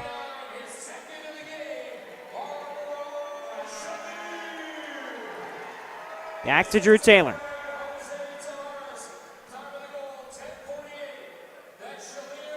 Silva can't maintain possession. Crone goes the other way. Tavares today has now, after that Shalier goal, 1 goal, 2 assists for Toy Tavares. 2 goals for Shalier, 2 goals, 1 assist. For Shalier. Here's Silva the other way. Goes down. Second chance loose. Now Genrick can't maintain possession. Has help on the defensive side from Orozco. Stankovic moves forward. Laid off back and good defensive recovery from UCFC. Young squad that'll get tested against this Texas side, but so far the rookies have been playing pretty well. This one's sent out of play, intended for Dantas. Get the latest news on the MASL and your favorite teams by following MASL Soccer on Facebook and Instagram and MASL Arena on Twitter. You can also subscribe today to MASL TV on YouTube to find game rebroadcasts, MASL shows, highlights, and more. Up into the corner by Texas. And now Drew Taylor will have to use his feet to play it out. Does enough to find Gerson. Gerson tripped up, and now the other way, numbers for the Outlaws. And Toy Tavares is back. Foul committed on Joanne Laidley. Steven Chavez will have a free kick. MASLsoccer.com is your home for everything Major Arena Soccer League. All the latest news, leaderboards, highlights, and more. Visit MASLsoccer.com. Here's Chavez. Has a chance to lay it off to Stankovic, whose shot is high and away from anyone, really, as Taylor just watches that one go up into the suites. Capelli Sport is the official and exclusive preferred uniform and apparel provider of the Major Arena Soccer League. The all-new MASL fan store will be launching soon with Capelli products available for purchase. Here's Cole Stevens. Amati. Forward to Dantas. Back to goal for Vinny Dantas, right where he loves to operate. Hamada drops it off to Dantas. Off the corner board. Stevens on the volley. Is up and away. And brought down. Excuse me, that was Amadi who fired that shot. Quickly in, here's Stevens. Alava will pick it back up. Amadi goes out wide. And turn back the other way. Dantas. Out wide, Amadi has circled to this near side now. Vinny Dantas hung up, and they're going to say that Corona did it in a legal fashion. This one thrown immediately out of bounds. And it will be a great restart for Utica City FC in an advanced position to find a way towards goal again. 6-2 lead, the most recent goal scored for Utica City by Barbaro Chalier. Before that, it was Daniel Torrealba who was credited for a goal. That was a Drew Taylor mistake, in all honesty. As Bordeaux stands over this one. Rolled in, rolled back to Chalier, looking for the hat trick. Deflected by Texas, and now all the way back to Drew Taylor. Bordeaux. Silva. Now forward, De Andrade. His shot way too quick for Barroso, and Nilton's on the board. 7-2, Utica lead.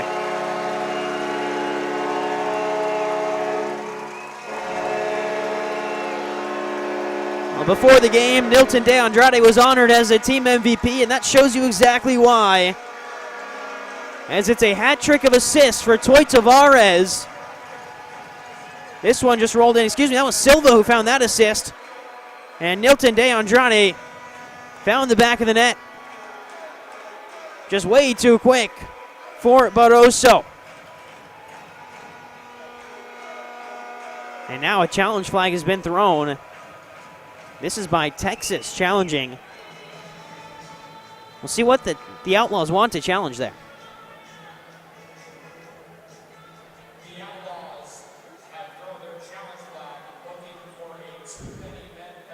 So they're looking for too many men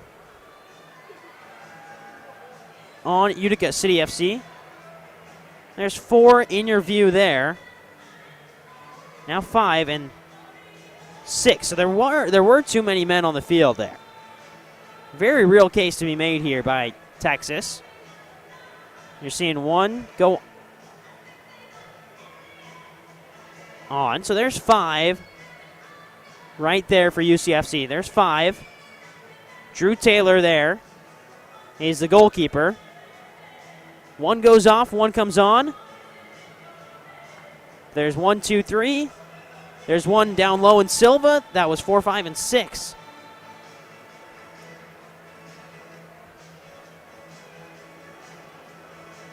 We'll see what the decision is here. I believe there is a real case to be made here for too many men by Texas.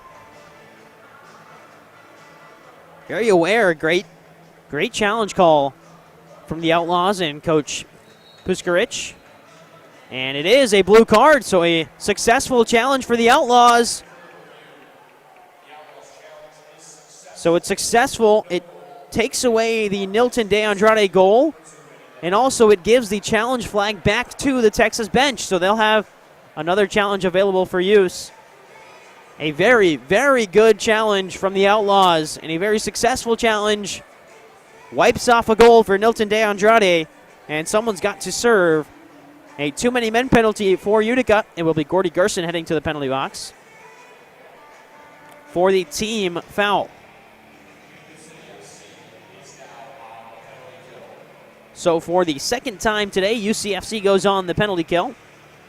First one was early on in the game for a Barbaro Chalier boarding call. And it was a successful kill. No power play goal allowed. Steven Chavez.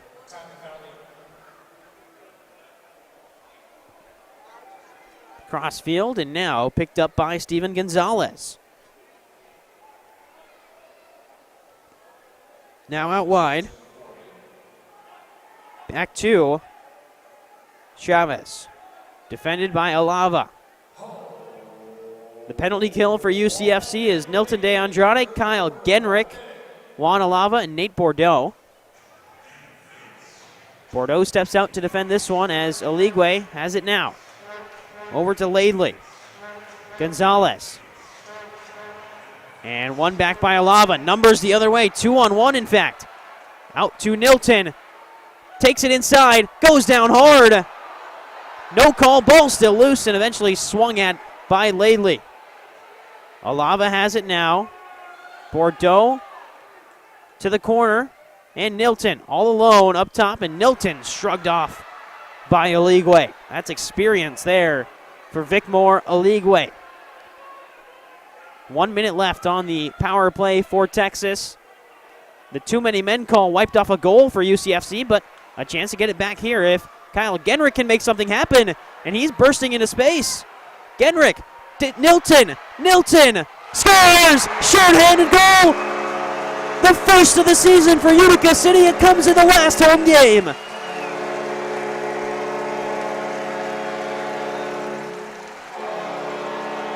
With 1.8 seconds left in the third quarter, it's Nilton De Andrade assisted by Kyle Genrick. A short-handed goal. And a great finish from Nilton. So he gets a goal wiped off, but goes right back and on the penalty kill, scores it. And this one won't be wiped away anytime soon.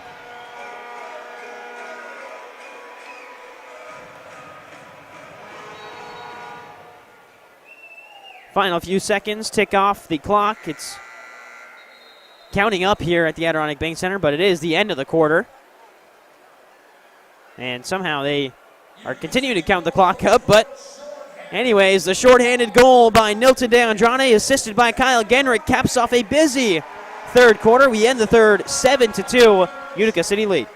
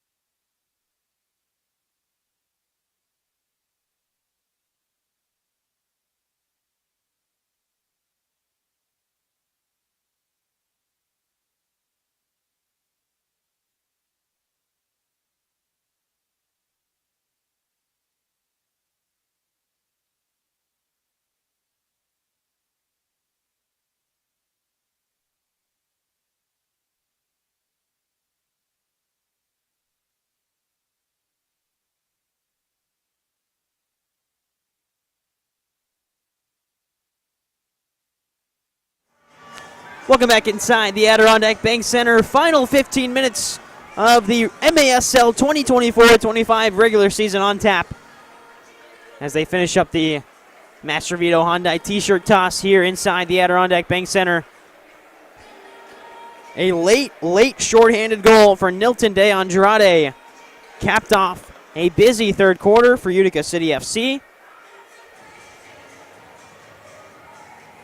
that saw that shorthanded goal, a couple of goals from Barbaro Shalier, a mistake at the back from Drew Taylor that allowed Tori Alba to score. Really everything went down in a busy quarter. Final few seconds of the break tick off. We've still got about 40 seconds left of a Utica City FC penalty kill because of a too many men violation. A too many men call that knocked off a Nilton De Andrade goal originally before he found one on the kill. And we're back underway to get things started. It's Vinny Dantas on the kill. And immediately Texas win possession back. 33 seconds left for Texas on the man advantage. Right now it's Chavez working across 7-2 lead for Utica City FC. 22 seconds left on the man advantage. And Gonzalez has it now to the near side in Laidley. 15 seconds on the power play. Laidley again. We'll reset. Still 10 seconds on the power play here for Texas. Laidley, final few seconds of the power play tick off, and the UCFC defense holding firm. As UCFC returns to full strength, Drew Taylor gets a touch on it. Gerson's up there all alone if they can find him, and instead turned over. Chance 3-on-1 the other way. Worked across. Here's Aligwe. Oh, he shot wide. Vicmore Aligwe doesn't miss those too many times. And now Gerson's up front all alone. Right on the one-timer. It's just wide again. Off the wall. This one in front. Barroso didn't read it well enough. Silva gets it back. Laid off to Cole Stevens. He'll step to the right. Fire one high. Nilton will poke it back to Wanalava. A quick start after some special teams from Utica City FC and Texas. Drew Taylor will step into the attacking half. And now over to Alava. Alava up front looking for Shalier. Stevens will have this one. Thought about the shot. Alava gets it back. Off the wall. Loose in front. Gerson scores! Gordy Gerson right in front. Gets the rebound off the wall and finds the back of the net.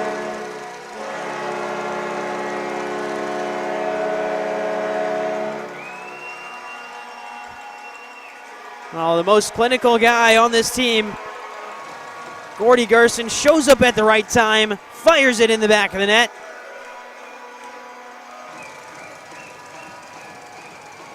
And he's had a great weekend himself. Scored against Kansas City on Friday night. In the books again tonight. Gordy Gerson getting in rhythm at the right time as Utica City FC heads to the playoffs next weekend. 8-2 lead over the Texas Outlaws. Amadi. Genrich. Amadi again. Amadi's in some trouble. Is able to work out of it and find Toy Tavares. Hamada playing in just his second MASL game. Looked forward to Shalier. Couldn't connect. Shalier applies pressure. Barroso gets it out wide. Brought down well by Harry Davies. And Davies has a crossfield pass. Led his man a little bit too much. Hamada does a good job to bring it back down. Mohamed Hamada threw some pressure. Gets away from one. Can't get the second ball in. This one on the back post and scored. A great one-time strike. That's Suriel Arauz, his second goal of the season. And his first goal since January 11th against Milwaukee. And Arauz makes it 8-3.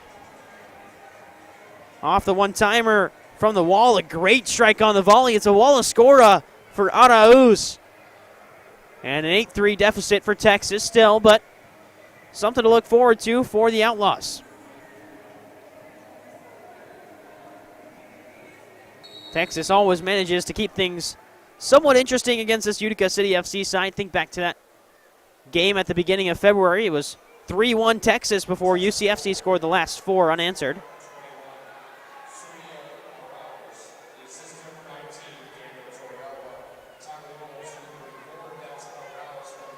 Here's Crone. He's shrugged off the ball into the hands of Drew Taylor. Taylor looking for an outlet. Finds it in Orozco. Now Taylor up off the wall, back to Orozco. And Orozco on the return pass. A great sliding feed. Orozco gets back up. He wanted the advantage, but probably better for him that the play got stopped because he comes up limping, and it's a blue card for Texas. It's just like what happened to decide the game yesterday. Blue card in overtime, last man challenge sliding in. That one actually led to a penalty shootout. This one will just be a free kick for Dantas and company. Steven Chavez called for the blue card. It's a 2-minute penalty. Leads to a Utica City FC power play.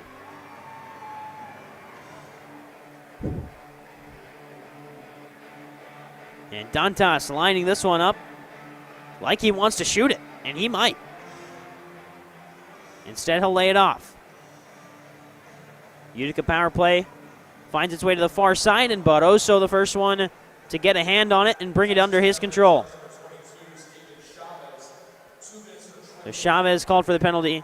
Here's Drew Taylor collecting that one out of the air and rolling it out to Nilton De Andrade. Dantas. Amati. Dantas again. Now De Andrade. Crossfield. Shalir. Amati fires just high. Rebound. Nilton volleys. Nilton De Andrade is picking things up at a perfect time, and Utica has all the momentum going into next weekend. 9-3 lead. Power play goal for Nilton De Andrade. A Utica City FC power play that has been clicking as of late. And that one, nobody in the league is stopping that shot from Nilton De Andrade. You can put two goalkeepers in there. They're still probably not stopping it. The way it curves out to the right, it might have taken a slight deflection off of a Texas player, but nonetheless, it's a hard hit ball and into the back of the net for De Andrade.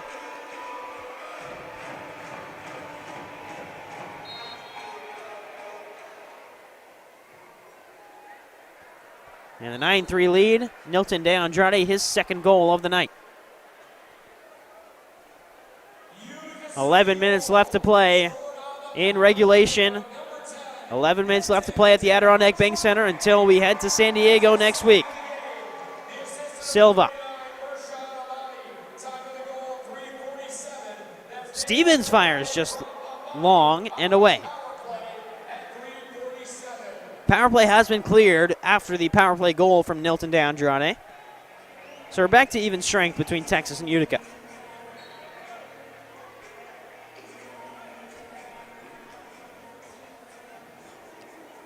Up into Stankovic, who pulls off a little swim move, but took down his marker in the process. Juan Alava gets us started again. Stevens. Alava.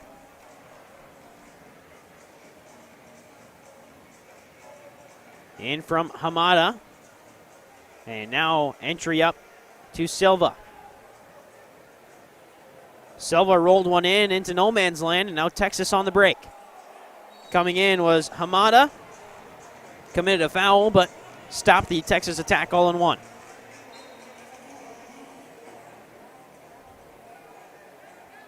Here's Wyatt Fowler. Olathe, Kansas native. Fowler in his third MASL season. Played 2 years with St. Louis before. Here's a chance, and just wide. Second chance is wide as well. Third chance also hits the left side of the goal.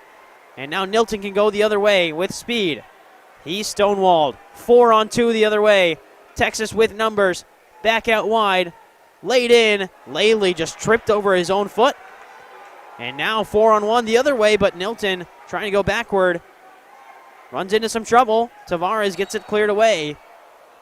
And it's a restart for Texas after the Toy Tavares clearance. Great looking chance for Texas there. A couple of swings at it, but nothing doing for the Outlaws at the back end. Taylor does well to keep that one in his box as he holds on to it.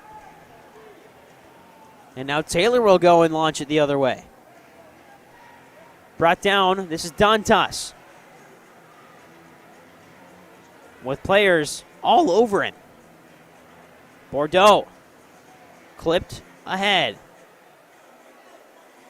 Bordeaux went down, but gets right back up to receive this pass from Tavares. Dantas turns, feels pressure, still turning. Dantas scores! What more can you ask from Vinny Dantas? It's a hat trick for tonight's main man from Utica City FC. And Vinny Dantas celebrates his third goal of the afternoon, and it was through pressure, just continued to back his man down. And he puts Utica City into double digits.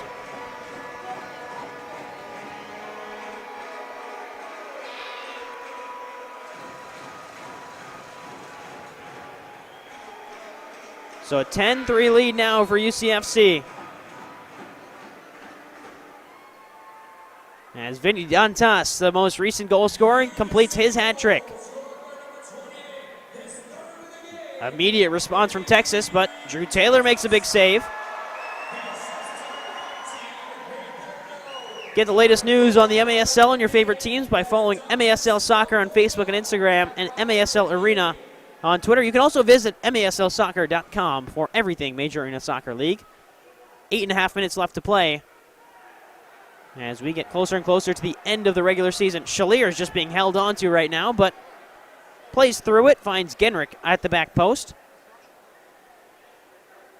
And Orozco has it now. Surveys the field. Back up to Alava.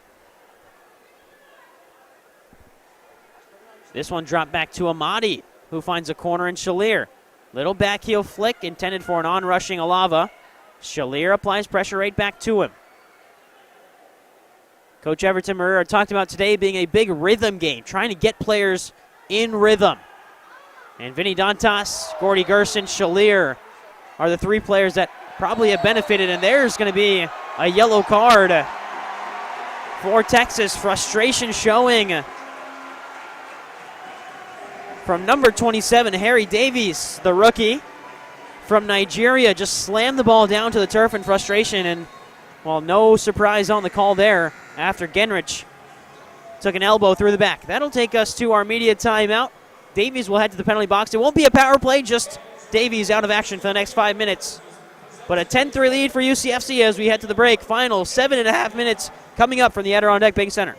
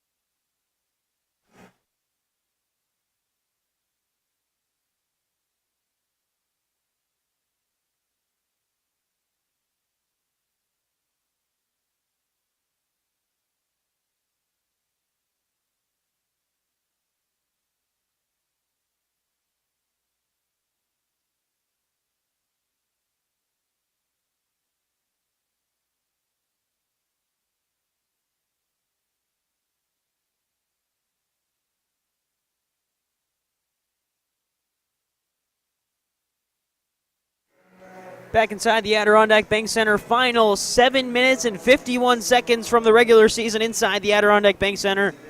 On tap for the 2024-25 MASL regular season. Maybe we'll see you again during the playoffs. Hopefully we'll see you again during the playoffs here at the Adirondack Bank Center. That would mean that Utica City would make it to the Ron Newman Cup Finals, but got a couple of play-in games before that, the quarterfinals and semifinals this weekend out in sunny San Diego as they face off in the Ron Newman Cup playoffs April 4th through the 6th. You can visit frontwavearena.com to reserve your seat today. And if you want to catch up on everything leading up to the playoffs, watch MASL Monday every Monday night on MASL TV on YouTube and CBS Sports Galazzo Network. Alex Bastavensky and Phil Ivanko are joined each week by special guests from across the league to recap the weekend's games and discuss the league's hot topics.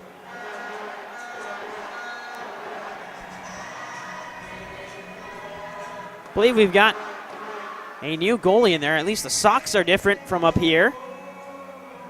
The only other goalie on the Texas roster is number 16, Tony Piatti, who has yet to make an appearance this season. And it looks like it is Piatti in to the net. Nilton DeAndrade calls a timeout.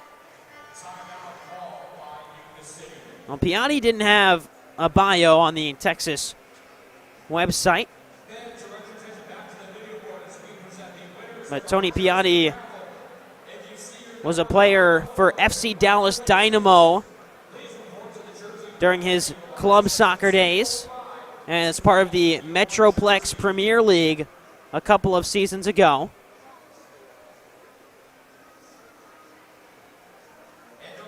That's about all I've got on Tony Piatti. We'll see if he's entering he is entering the first game as a Texas Outlaws player.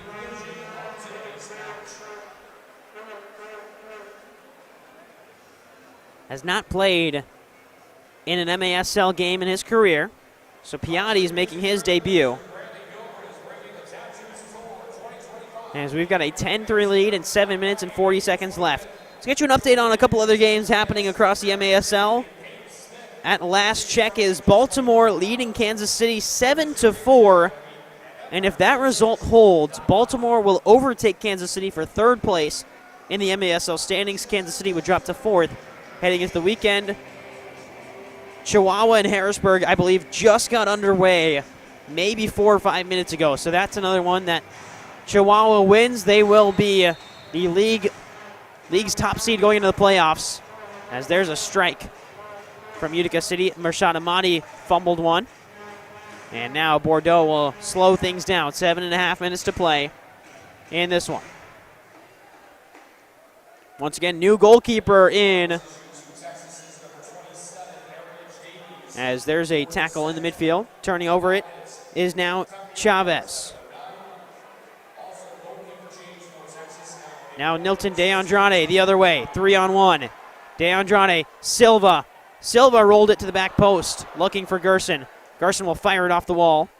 Look to get it back. Instead, Texas goes the other way. Oligwe, who hit his century mark today of goals in the regular season, with the first strike for Texas early on to make it a 2-1 game. Since then, it has been all Utica City FC. Gerson has a man out wide, plays it there. Shot saved by Piatti. He might have been out of the goal there. Goal box, excuse me, but either way, refs say play on. DeAndrade looking for support. Will take it himself. Fire just missed the outside of the post. While Vinny Dantas has his hat trick, DeAndrade is looking for his own to add on to it. 3-point nights for Toy Tavares. 1 goal, 2 assists. As here's DeAndrade still on the hat trick. Piatti makes a save. Right back out to DeAndrade, who slipped. And now they're going to stop it as they call it the trainers for Texas. On the night, Toy Tavares, 1 goal, 2 assists for the defender, his 3 points. Vinny Dantas, the hat trick. Barbaro Shalier has 2 goals and an assist for his 3 points.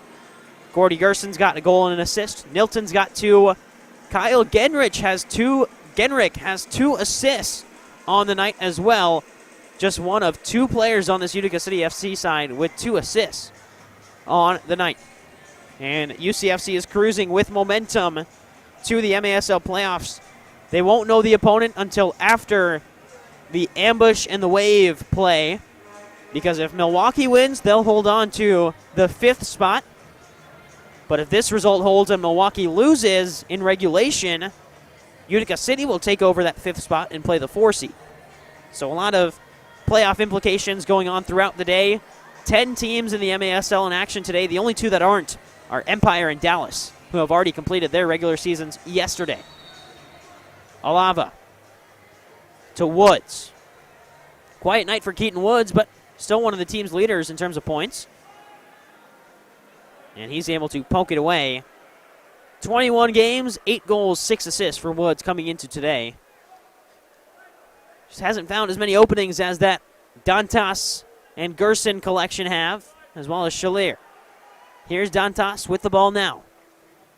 Looking for the swivel again to catch the goalkeeper off guard, but it gives a chance for Aligwe to step the other way. Angled forward. This is Wyatt Fowler. And Fowler's looking for an opening. Kick save by Taylor. Second chance still there behind Taylor. Rebound is high from Joanne Laidley. And that's another chance that Laidley will want back because he's right in front of goal, home free. As here's Shalier. Options in front for Barbaro Shalier. He'll take it himself. Look to go 5-hole, and Piatti just sits on the ball. First MASL action for Tony Piatti. And he makes his first MASL save. Wanalava battling for it. One back by the Outlaws. And moving the other way with speed, stumbling over it. Good track back from Yogi Hamada, who's battling for it. And now Toy Tavares. Tavares cuts back. Tavares lays it off. Oh, what a sliding stop. Tavares on the follow-through. 4-point night for Toy Tavares. He's on fire. And Utica lead by 8, 11-3.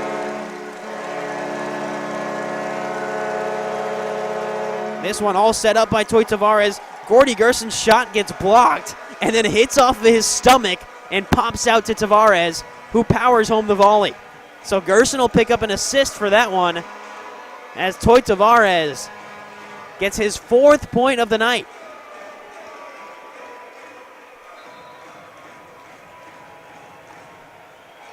And the 11-3 score. This will be reviewed by the officials for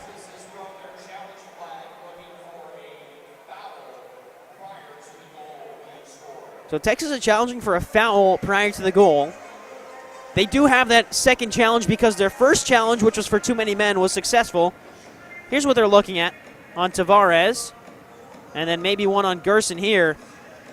I thought maybe there was a chance they're looking at a handball on Gerson, but it looks like that just hit off the left leg of Gerson and out wide. We'll see what the review is for a potential foul. So it's Yogi Hamada who has possession now. He just goes down to the ground. Kyle Genrick gets involved. A nifty backheel flick by Tavares. And yeah, Hamada's just on the ground. I don't think there's anything that constitutes a foul there. Hamada was just on the ground. And then Tavares did a good job to maintain possession. Genrick was the one who played it out to Tavares. Doesn't look like there's anything here that constitutes a foul. So this is really the only incident they're looking at. Hamada on the ground maybe stops the progress of Chavez getting to the ball, but once again, I mean, he was pushed to the ground and tried to get back up in a natural motion. I don't think there's much here.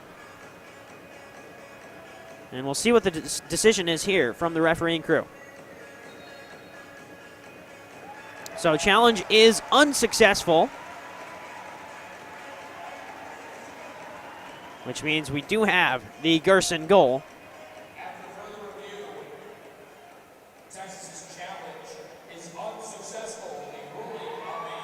Sorry, not the Gerson goal, the Tavares goal with the Gerson assist. With 4.5 minutes to play. And coach and president Ed Puskarich getting a conversation there. from the refereeing crew.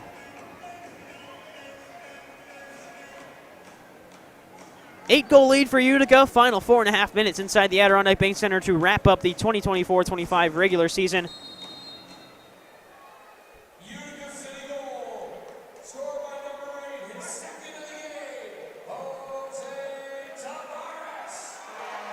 Out wide by Texas. Taylor might have got a hand to that one. And UCFC on the break again. DeAndrade, advantage played. 3-on-1. Moving quickly. Shot rolled in, saved by Piatti. Still poked in by Silva. Silva has it back off the wall. And Tony Piatti makes another stop. And throws it out wide. Tavares has to be careful here with pressure on his back. Drew Taylor works out to DeAndrade. Tavares. Piatti swung at it. Dantas on the swivel. And verbal frustration from Dantas about not connecting with that one correctly, but on a night where he's already got his hat trick, he's just nitpicking at maybe one or two things that could have been better. Collision on the back end by Toy Tavares and Nilton, and now a chance on the other side. Shot dragged wide by Laidley. Aligwe picks it back up.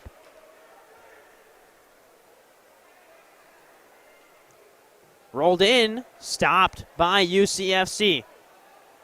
That was Tavares who came across, got his body in the way.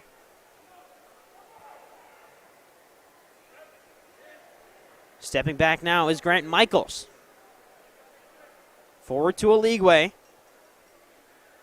Out wide. Off the ref, still loose in front.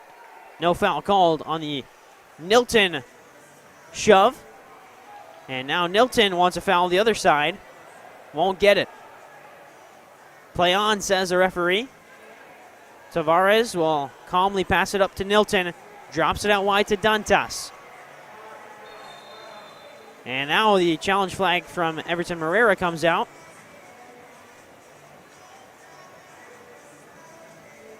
And they want to review that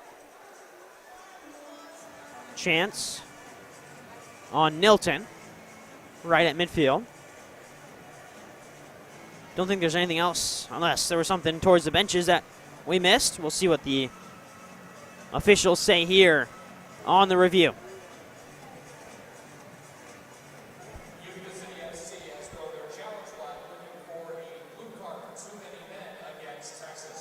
They're looking for a too many men blue card.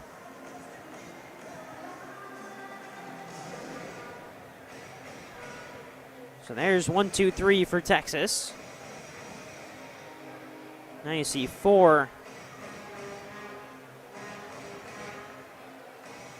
Don't think there's clear video evidence unless there's another angle, but either way, UCFC was on the break there.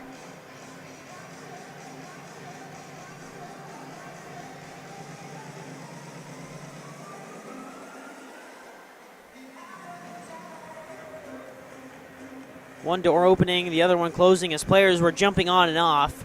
A little bit of confusion on that Texas bench. I think that's what they're looking at here, if maybe one or too many people came on.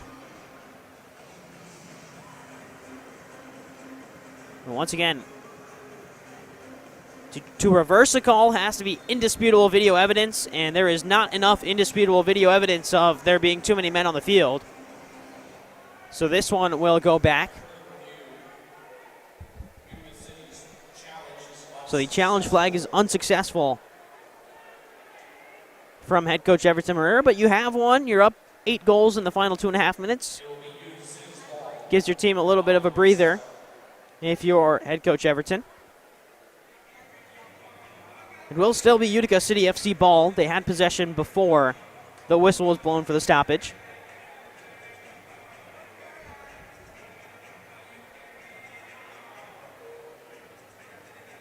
And an 8-goal lead for Utica. We'll look to close out the 2024-25 home slate on a high note. Alava. Out wide, Orozco. Genrick. Dantas. Looking for the in-cutting Ricky Orozco. Alava gets it back. Off the wall, intended for Dantas. Clipped up ahead. And Genrick will trace this one down. Genrick into space. He'll take it himself. Laid into Dantas. Turns. Dantas looking for 4. Lays it off to Alava. Foul called in the box. Alava went heels up after the challenge from Texas. Under 2 minutes to play inside the Adirondack Bank Center.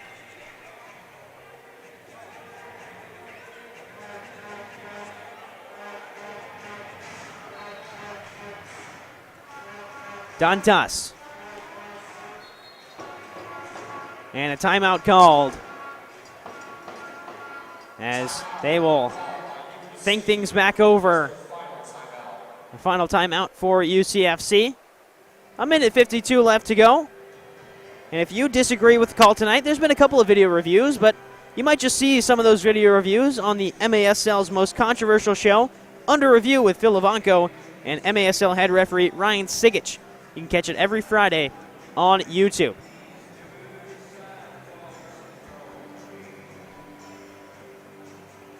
Utica City FC maybe just trying to draw up one last play to see if it works before they head out to San Diego to take part in the MASL Ron Newman Cup playoffs April 4th through the 6th.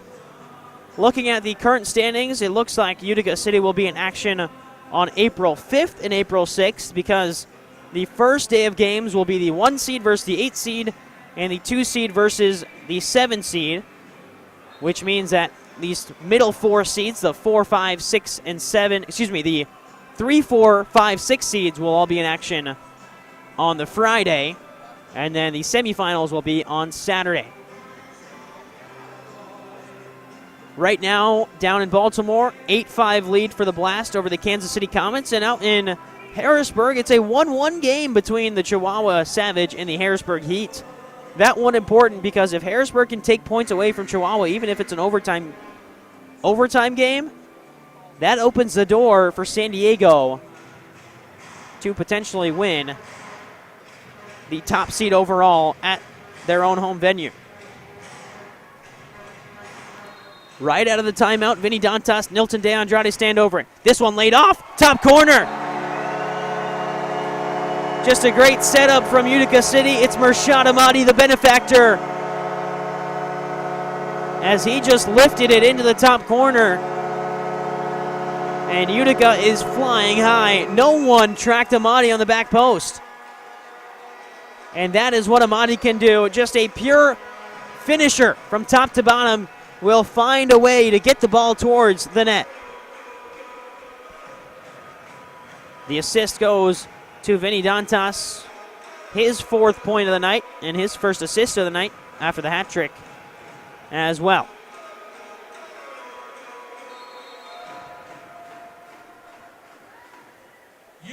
And now Texas will move quickly forward.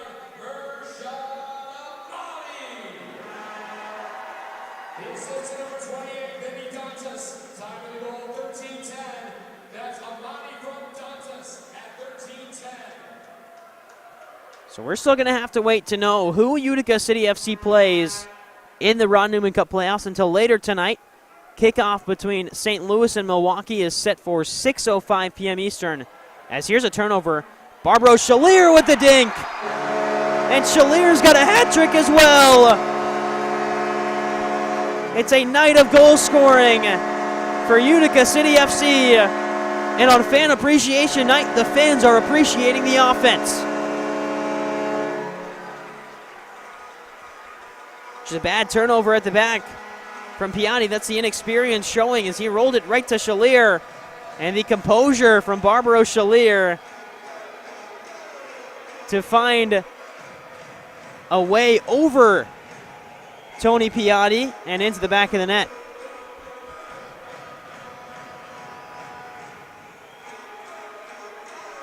One minute, 15 left.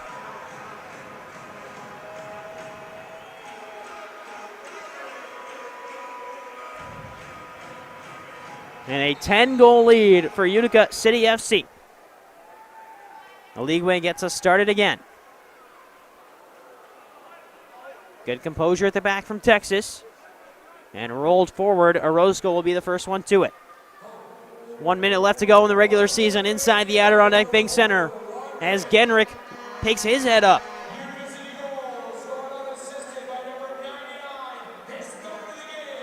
So Shalier's goal goes in as unassisted as it was rolled right to him from Piatti.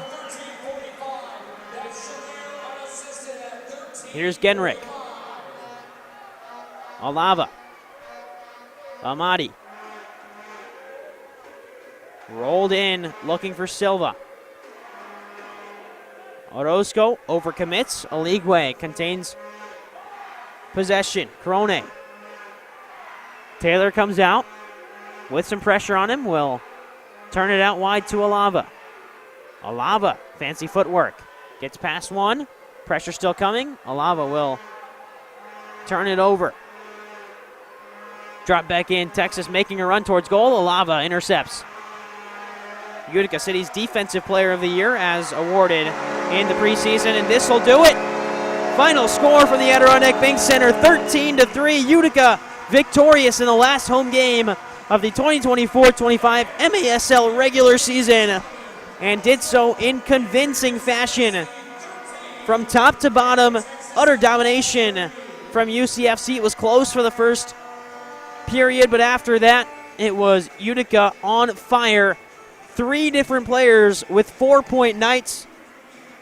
Gordy Gerson with a 2-point night, as well as Nilton De Andrade, Kyle Genrich, and Rashad Amadi all with 2 points. But really the 3 stars for Utica City FC, Toy Tavares, 2 goals, 2 assists. Vinny Dantas, the hat trick and an assist. And the same stat line for Barbaro Shalier, a hat trick and an assist. For Drew Taylor, 3 goals allowed, but an excellent night for him, rebounding from his last outing, which was that tough Chihuahua game. He's got momentum. The entire team has momentum heading into the playoff push next weekend. San Diego, the destination for Utica City FC. A couple of days to prepare. But UCFC with a lot of momentum going into that matchup against whoever it may be, whether it's Kansas City or whether it's Baltimore. Utica City looking to enact some revenge on either team. Both teams have had positive records against Utica this season. Both Kansas City and Baltimore have bested Utica a few times, but for head coach Everton Moreira, the playoffs are an entirely new season and an entirely new game to try and prove in a one-off situation who the star can be. Just waiting for players to get situated on the field, and we'll see who Brendan Miller grabs for an interview. Looks like it'll be Vinny Dantas with his hat trick and 1 assist on the night. And they're going to pull in some other players as well to participate in this field side interview. So in a few short moments, we'll send it down to our sideline host, Brendan Miller, who's down there with a slew of players from UCFC.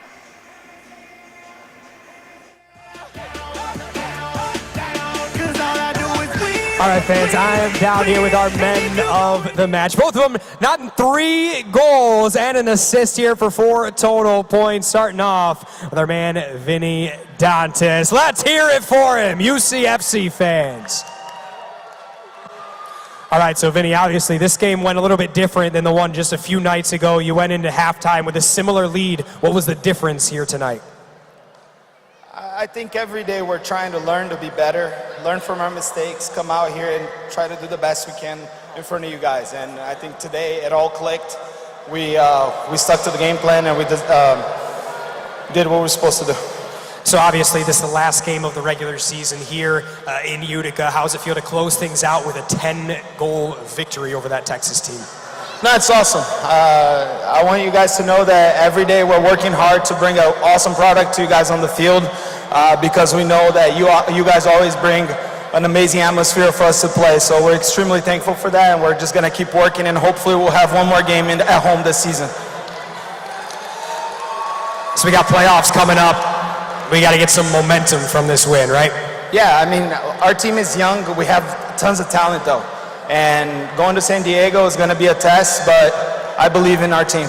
All right, thank you, Vinny. Our man of the match, 3 goals, 1 assist for your man, Vinny Dantas. Now let's take it down the line here. Our man, Barbaro Chellier, also 3 goals and 1 assist. I'll ask some similar questions. So we end the season with a big win. It's kind of the contrary to what we saw 2 nights ago, where it was a small lead going into half. Today, you guys kind of piled it on.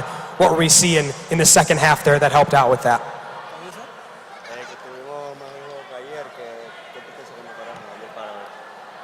La disciplina y el trabajo en equipo.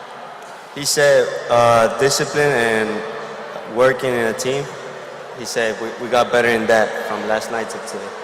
So obviously you guys get some momentum here going into the playoffs. You take that trip to San Diego.